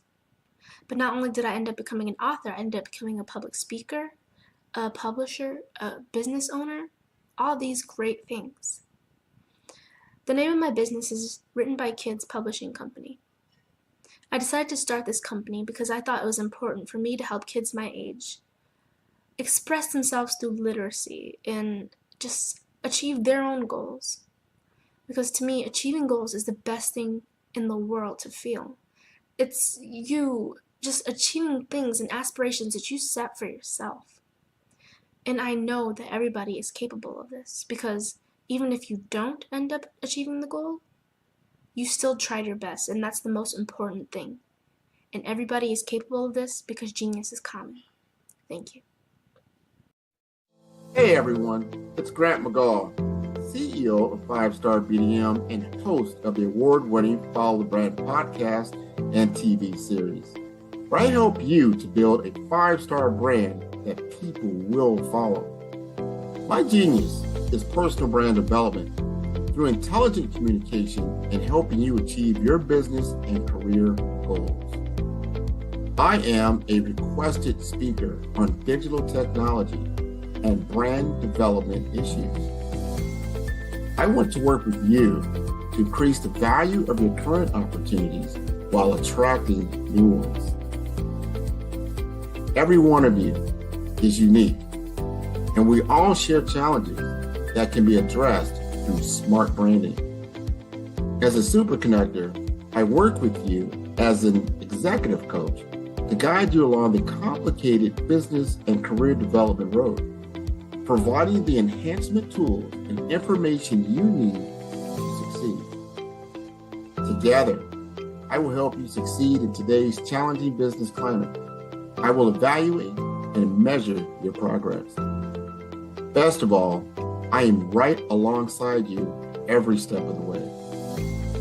Build the brand called you. Genius is common. What if you could build your own city? A place where every child can find nurturing people to help them achieve their full potential. A place where every adult can access job training support. Where health education is abundant. Where social justice ruled the land. A place without limitations. Welcome. You have arrived at STEM City, USA. It is what every city should be. A safe and trusted community where you find people and resources to help you become everything you are and beyond. STEM City is unlike anything you have ever experienced. It is a digital twin of the world around you, only better. STEM City is about energy and soul renewal. It is more than a digital world. You can almost feel the power of live cultural events, music, and theater. STEM City promises a better future for children with caring mentors and hands-on activities with dedicated tutors to support our youth. STEM City is your passport to a healthy lifestyle with weekly events addressing our community's many issues. STEM City is your financial well-being with helpful information on wealth management, career advancement, job training, and so much more. STEM City is the community you deserve. It is the city where your dreams can come true. STEM City USA, a place in the sky that is accessible to all who reach for the stars.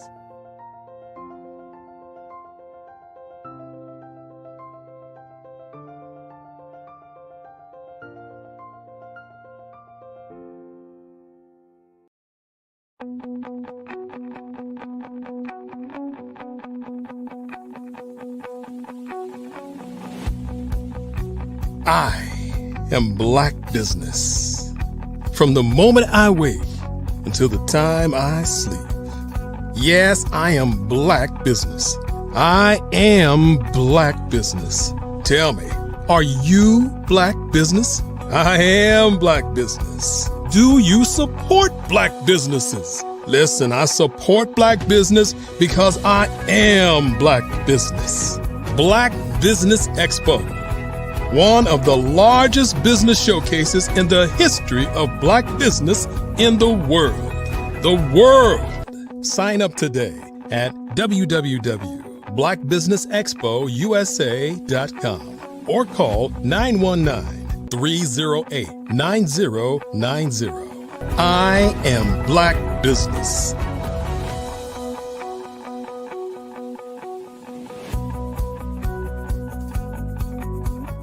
Network. My name is Grant McGaw, CEO of 5-Star BDM and host of the Fiddlebrand podcast and TV series. And I am your business moderator for this session on the Black Business Network.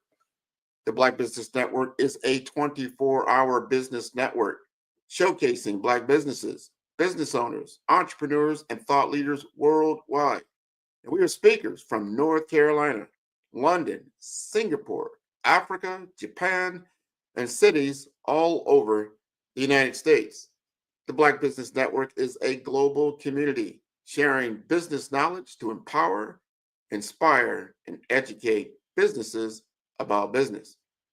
And we are proud to introduce Bernadette Alberry, a trailblazer at the intersection of healthcare finance, compliance, and professional empowerment. As the founder and CEO of Gateway Healthcare Solutions, Bernadette brings over 20 years of industry expertise in guiding healthcare organizations toward financial success, operational excellence, and sustainable growth. Through GHS, she delivers dynamic solutions in revenue cycle optimization, also financial training, audit readiness, and compliance strategy, arming healthcare professionals and providers with the tools to thrive in an increasingly complex landscape.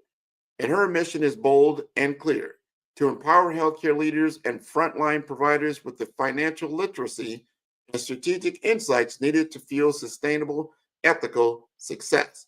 And through personalized coaching, expert-led workshops, and cutting-edge e-learning platforms, Bernadette is building a new generation of financially fluent, compliance-ready healthcare executives. So let us welcome Bernadette to the Black Business Network.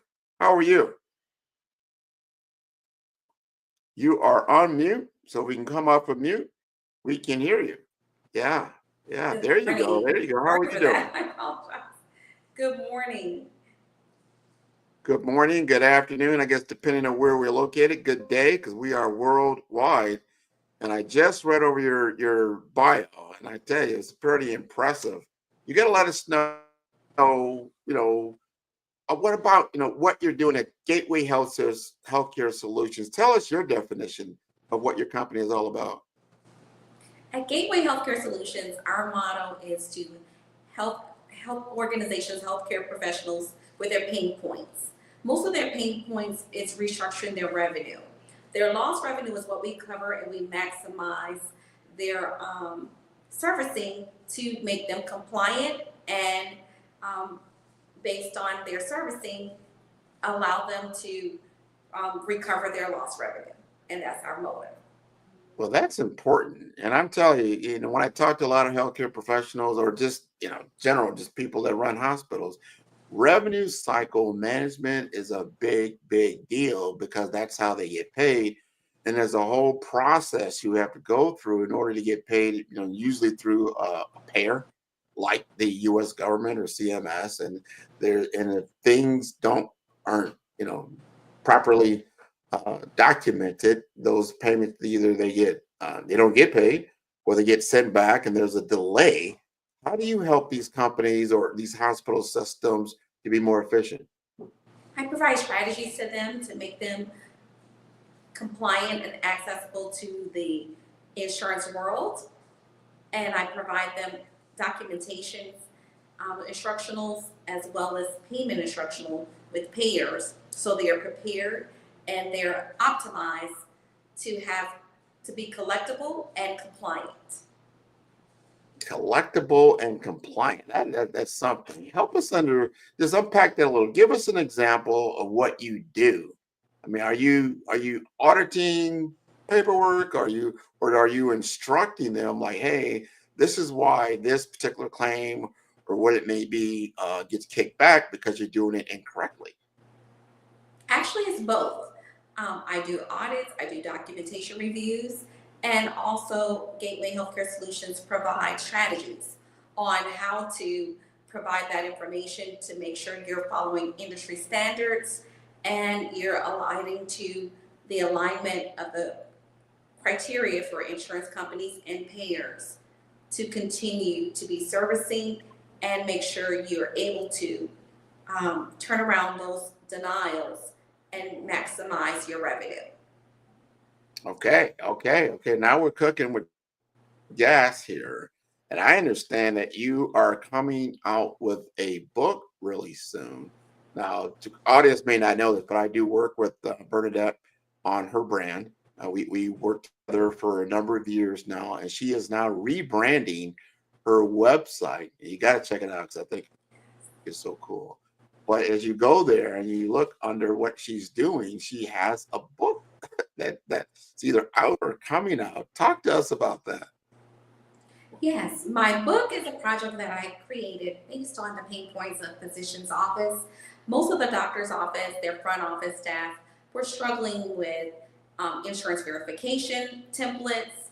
They didn't have like a manual, and I felt like me creating a unified manual to help with pain point areas as how to create an appeal, strategies on how to credential properly. Because if you're not credentialed properly, then you're going to have problems with getting paid. You won't be participating with that provider.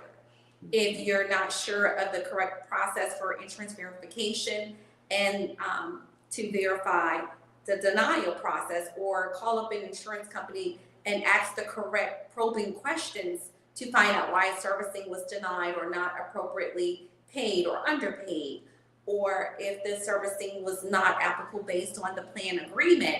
I teach them all those strategies in this book to align with insurance companies and make it easier for the front office staff. So it's like a global blueprint for front office staffs. And I created it to avoid these pain point areas.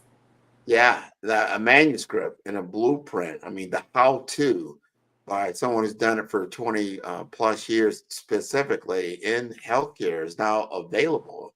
I know if I was, in that particular shoes, and I've got to go through the revenue cycle management, and we know how important it is. This kind of information is invaluable. So talk to me more about why you felt it was necessary to rebrand your particular website today. Like, are you coming out with new services? What was the reasoning behind that? The reason behind rebranding is because I felt like I need to be more broad structured in my field, not just clinics, doctor's office, but provide more servicing properly on an academic level if needed for colleges, billing companies, other sectors as well. So creating those standard operation procedures helps hospitals with a how-to process. It also helps other organizations at larger scale with creating ebooks, trainings, sometimes just providing informationals doesn't keep the industry aligned. So creating those standard operations and procedures, workflows, a lot of organizations are mitigating to servicing like Epic, and it's becoming more universal. So they need workflows. They need structures on standard operational procedures, how-tos for the office, and also for the revenue cycle collections and denial team. So that's where my niche would come in to create those structures. So when they get new system upgrades or just standardizations from new policies and laws structured based on the industry from Medicare, Medicaid, they're more than operational ready. They have a manual guide, and they would get this information as needed so they can keep themselves compliant and dated to the industry. It's so important. So very, very important. And you also are offering workshops, like, so people can sign up, for a training, because certain things, DIY, you can read the book or you can read some of the information out there, but now you're offering them some training, either in a classroom or one-on-one. Talk to me a little bit more about that. Well, the training I incorporated as well because of the fact you can provide a manual, you can provide different stamps, but the training will be more in depth because the client is not only able to have that for their staffs. If new employees get onboarded, that manual and that informational that's provided can be provided throughout the organization as a growth method and a platform to make them pivot further into their field. And it also helps with if they have a high turnaround. That also helps with that aspect. They can provide the same course that's been provided to just reintroduce it to the new staffing and to also reduce a high turnaround of staffing. It helps, so it keeps the organizations less stressed and their pain points can focus on other aspects of the organization instead of focusing on lost revenue, and it shows them how to maximize their whole structure and optimize on an automated system to be more industry dated and industry efficient. This is good knowledge. I mean, people are just like, okay, so you can teach my team, we can read your book, you've got some manuals and manuscripts there, but you also provide one-on-one consulting. Also, let us know, just explain a little bit more. If I said, hey, I think I need some one-on-one consulting, what exactly does that consist of? The one-on-one consulting is a discovery call to get to know your organization pain points, to create a story for what your organization needs, a detailed and depth analysis. And with that analysis, it gives an assessment to you also of what you can do to better your organization and to make things more industry standard. So that way you'll be beyond the issues and you'll be on the scope of the actual trends for the industry. Because the industry of healthcare is forever changing and evolving. So I will be able to be that directory to help you and that guide to give you those guidance that you need for your organization. I think that's very important. So you're covering a lot in what you can do to help solve the problem, whether it's in auditing, compliance, revenue cycle, things of that nature. I want to step back just a little bit as you as a business owner, things that you have now had to learn, because I've seen you've done some excellent, marketing that you've done. You put out good information. You've created some videos. I mean, what has been the journey for you like as an entrepreneur? Well, the journey is to be more in tune with the market. So it makes it better for the client. The more and more I deep dive and become educated on different areas of changes and trends, then it makes the client more accessible to those efficiencies and better assess their organization, and it makes it better for them. Now, when we work together, because it's been, I can't believe it's been this long. I think it's been like 4 years since we did the original site. And you went through my whole program. You got the brand guidelines. You were able to develop, your brand logo. You said, I have a concept, Grant. Here's what I want to do. Can you bring it to life? Make it visible, more or less, right? So we did that. And then we made I remember we sat there, we did the professional video for your company and brought that to life. And now we fast forward and we're redoing, the whole website. I'm telling everybody, you got to go Google, Gateway Healthcare Solutions. Take a look at it. You'll see what we're talking about here. What I want you, if you don't mind, tell the audience what it was like working. Because everybody like, oh, I hear everybody knows claims by a company. Everybody says we're the best. We do things. What do you think was your experience now with 5-star BDM during over this course of time? With 5-star BDM, you get a pillar of servicing, of excellence. You get a guide of what your business pain point areas are, overall assessment of what should be the best option for your organization. You basically get a blueprint of the best mechanisms for your organization, so you can be a streamlined company and also a successful one. Well, I appreciate that. The online testimonials go far and wide. When people listen to that, say, okay, for that, we see what you're doing because we know you're excellent in what you do. That's the whole point of making it more visible and getting it in front of the right audience, who needs to hear this. I know I learned a great deal by working with you about the revenue cycle process. I talked to so many different individuals within the healthcare leadership world. These are small margin operations, as far as making a profit or not making a profit. We're talking single digit type things. So the things that you're doing are so essential, because it could be the difference between offering a new service line or ending a new service line for different organizations. If you had to give like 3 to 4 things that a finance department or a revenue cycle or a claims department should be doing that you normally say, like, this is a challenge, what would you say? A lot of challenges that organizations have sometimes are very similar, where it's improper coding. The coding is not to the level of the actual care that was rendered. The documentation doesn't assess what the coding, so it doesn't align basically.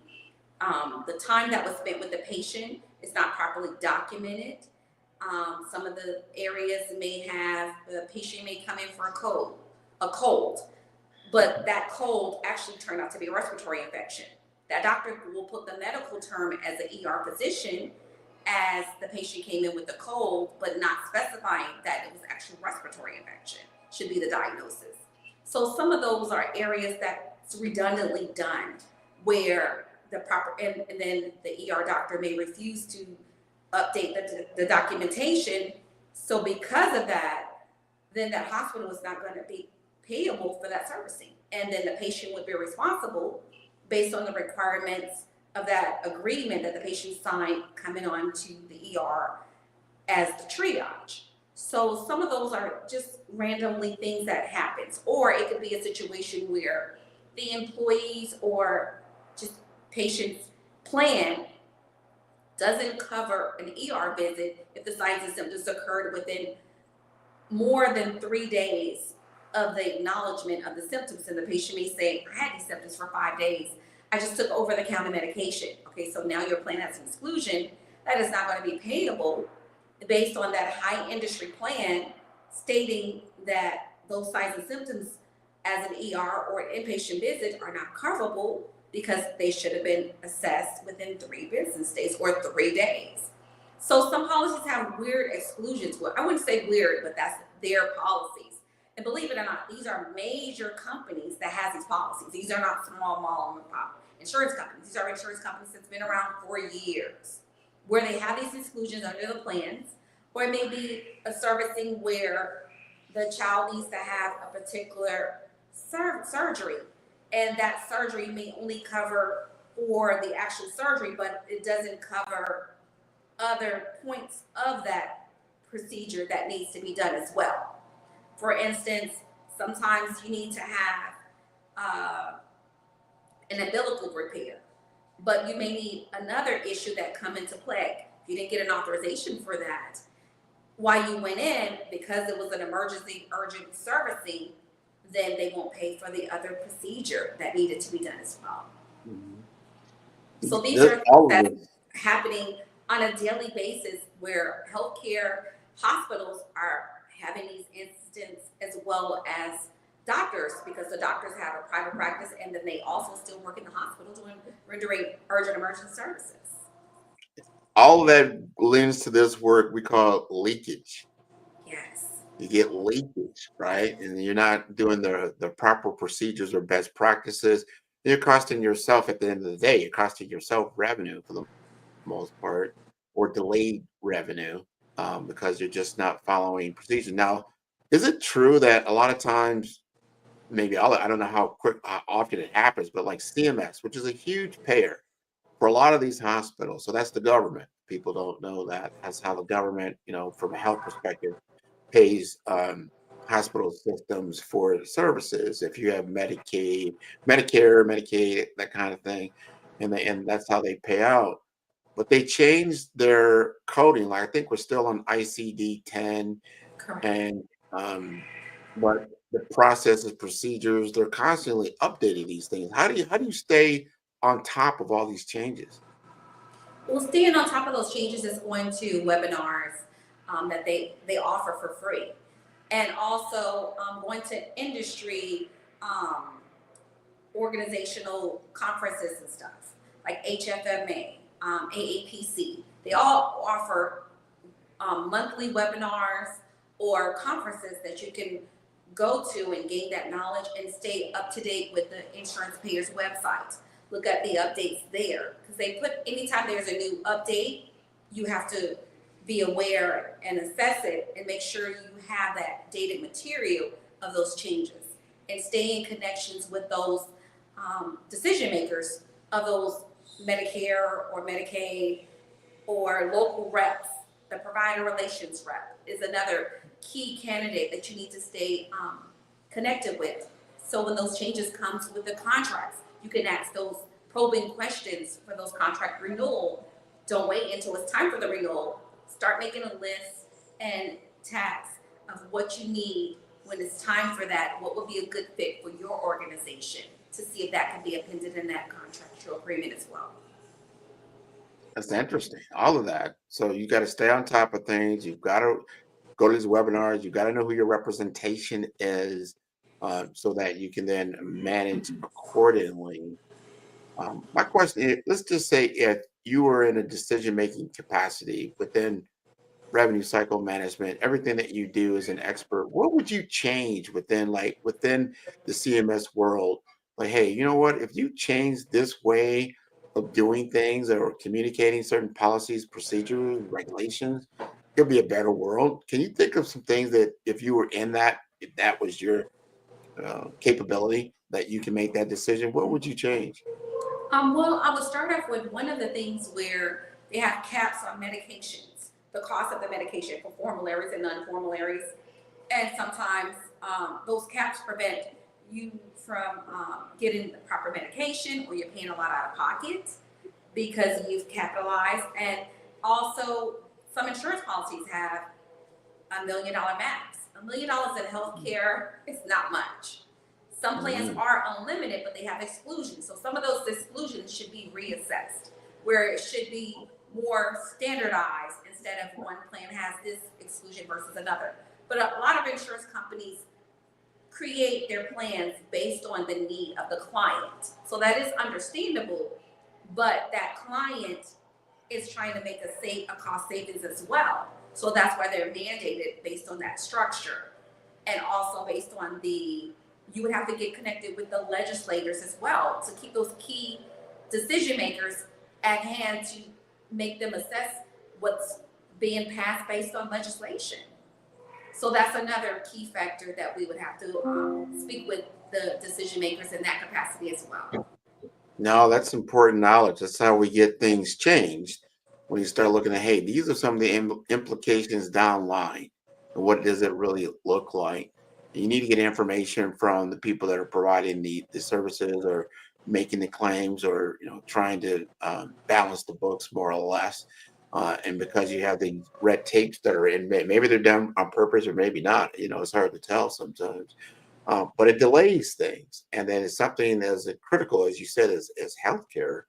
And I think one key takeaway I took away from what you said, it's like, because it sounds like a big policy. I got $1 million of health insurance policy. Yeah, but if you have a crisis, it could get, used very quickly. Is that right? Yes, quite costly. Quite costly. And then you got these high deductible plans, so you have out-of-pocket expenses, right? And these high deductible, yeah, it might cost less per month, but then it may be, I don't know, was it $5, $10, $20,000 sometimes of out-of-pocket? Now, do you have to explain that to people? Like, hey, yeah, you do have insurance, but you got to pay X in order to get Y. Correct. With that in hand, most people think it's like car insurance. Car insurance, before the auto insurance company decide what they're going to pay, you have a deductible. Sometimes you have a $500 deductible. You have a $1,000 deductible. So based on the structure of that plan, before you have any services payable based on your insurance company, your health care insurance, you have to satisfy that deductible. And then some plans, you have to satisfy the co-insurance before they'll pay it at 100%. For instance, if the deductible is $500, the co-insurance is $2,000. But for a family plan, it may be $10,000. So first, if you're having an MRI, for instance, that MRI cost is $2,500. So the the $500 deductible is met. But after that, that co-insurance is not met. So that co-insurance would also have to be met before the payer paid the servicing at a higher percentage. So if the contract is 80-20 reimbursement for that type of servicing, then before you get to the 80%, you have to satisfy the deductible of $500, and then you have to fully satisfy the co-insurance to assure that the full 80% will be payable. Wow. I didn't even know that. So it's the whole plan, not just the individual plan. So maybe let's just say it was 1,000, but your whole plan for your whole family member was 10,000. You got to satisfy 10,000. Is that what you're saying? Well, no. For that individual, they would have to. It's what comes first. If the individual co-insurance is $2,000 per member, and then the family is $10,000, is whatever comes first. If you satisfy your $2,000, then you're fine. But the next family member, if you have 5 family members or 4, you have to keep meeting the $2,000 individually until you satisfy the $10,000 overall family deductible and co-insurance. Interesting. You got to understand. Before it's covered at 100%. Let me ask you this. How did Bernadette, how did Miss Albury get so good at these numbers? Are you just a mathematical genius? You're just good with numbers. You always kind of lent that way. What do you think your zone of genius is? I always had a niche as a child that I wanted to do something that made a difference. So helping providers recover lost revenue is not only making a difference, but it's making an impact on a financial aspect. Because if a provider can focus more so on the business of healthcare and saving lives, then their focusing is much broader to look into experimental treatments or research more, so we can have more cures for common things that's going on now that's not really curable, that you have to take a medicine for this and a medicine for that.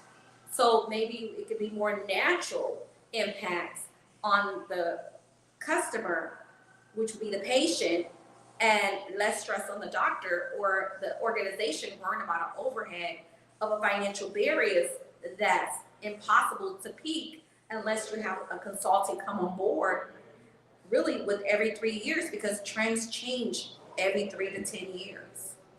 Yeah. No, thank you. When you step in your zone of genius and you know what your purpose is, and that you can help others in that capacity. I think that I applaud you for doing that. Now, when it comes to your ideal client, I know you have many of them, but really, who is the ideal client that you're looking to help? My ideal client would be a CFO of a hospital, chief financial officer, because they're the decision maker of that hospital facility. They determine what their needs are from a financial healthcare perspective.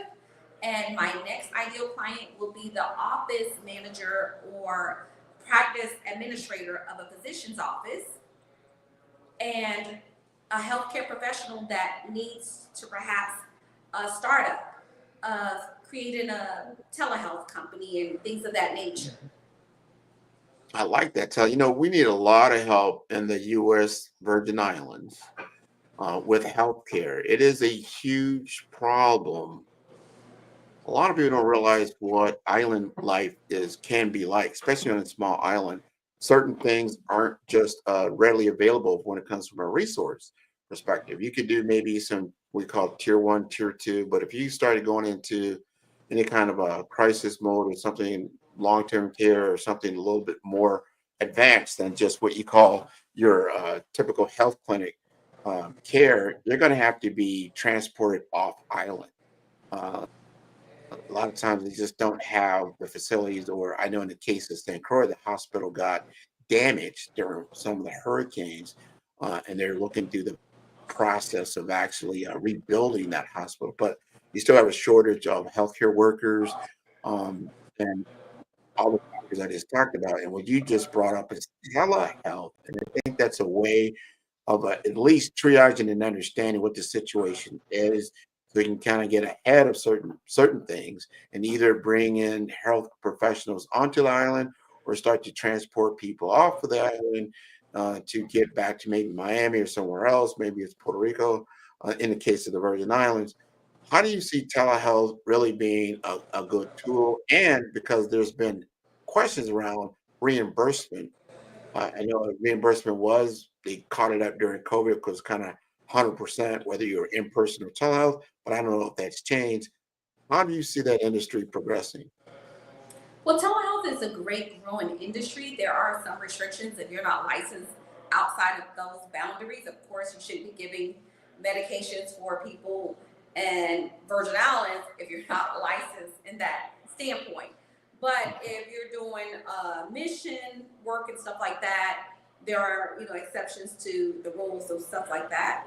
And it's urgent emergent services, and you're there, so you took an oath as a physician to save lives. So that would be a way that you can assist them. But it would help an island or a country such as different dynamics by doing telehealth medicine, because it makes it more easier and more broader for the physician to provide those servicing if the patient doesn't have transportation to come to a doctor's office. That could be a barrier. So telehealth it really helps with barriers to provide efficient care to a patient that maybe wouldn't be able to have that care before, or that doctor wouldn't have that reach before on an urgent emergent basis. So telehealth, I see it in the future. I'm quite sure if they get rid of some of these barriers, that it could go globally as a financial aspect and also a better aspect for the patient as well, because it saves costs from the doctor. They're using basically just their assessment to provide. They don't have to have like the nurse involved. The doctor's really doing more so. It's not to say that it would take away a nurse's job, because of the fact the nurse still has to be in person.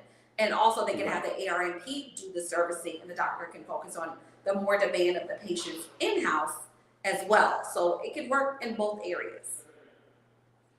I think that's very important.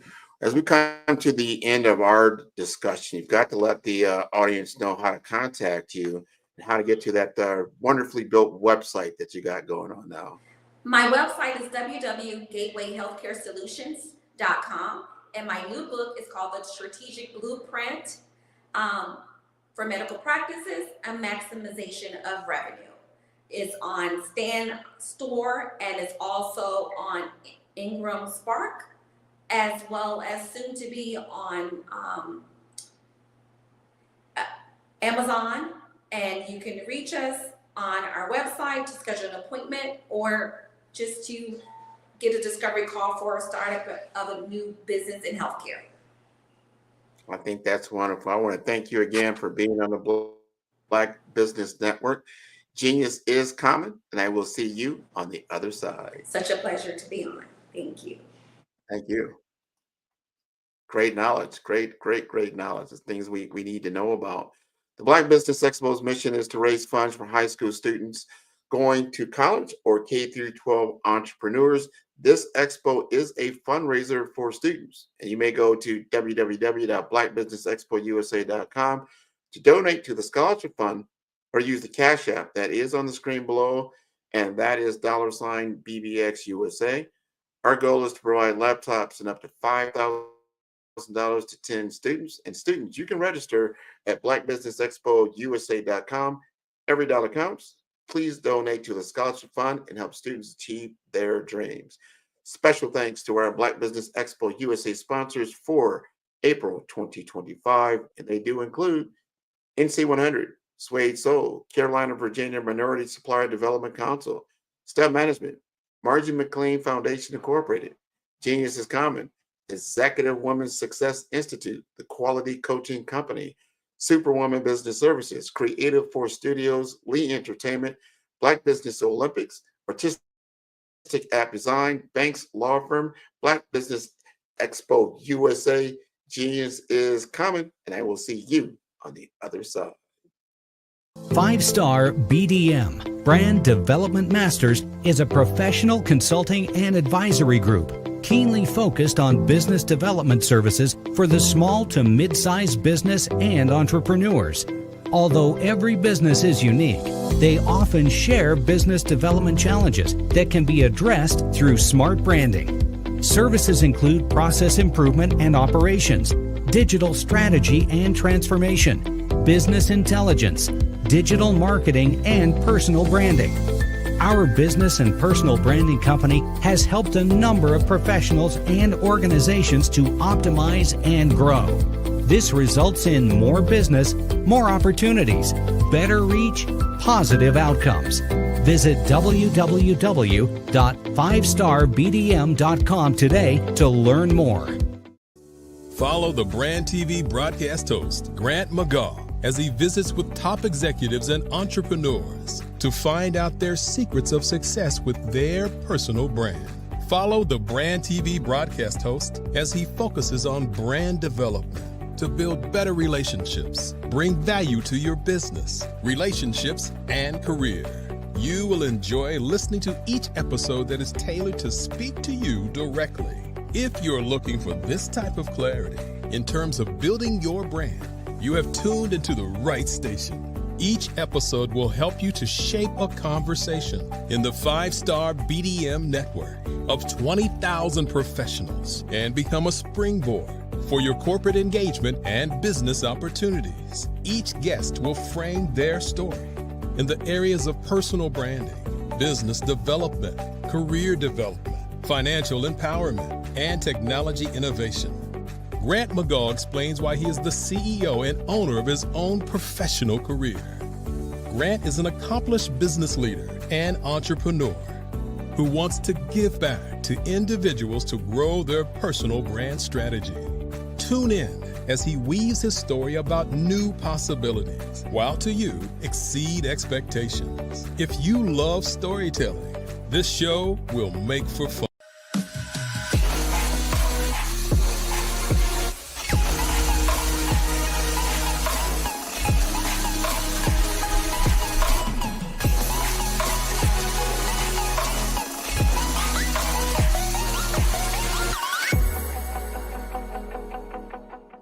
Sometimes you got to hear the news from the Black perspective.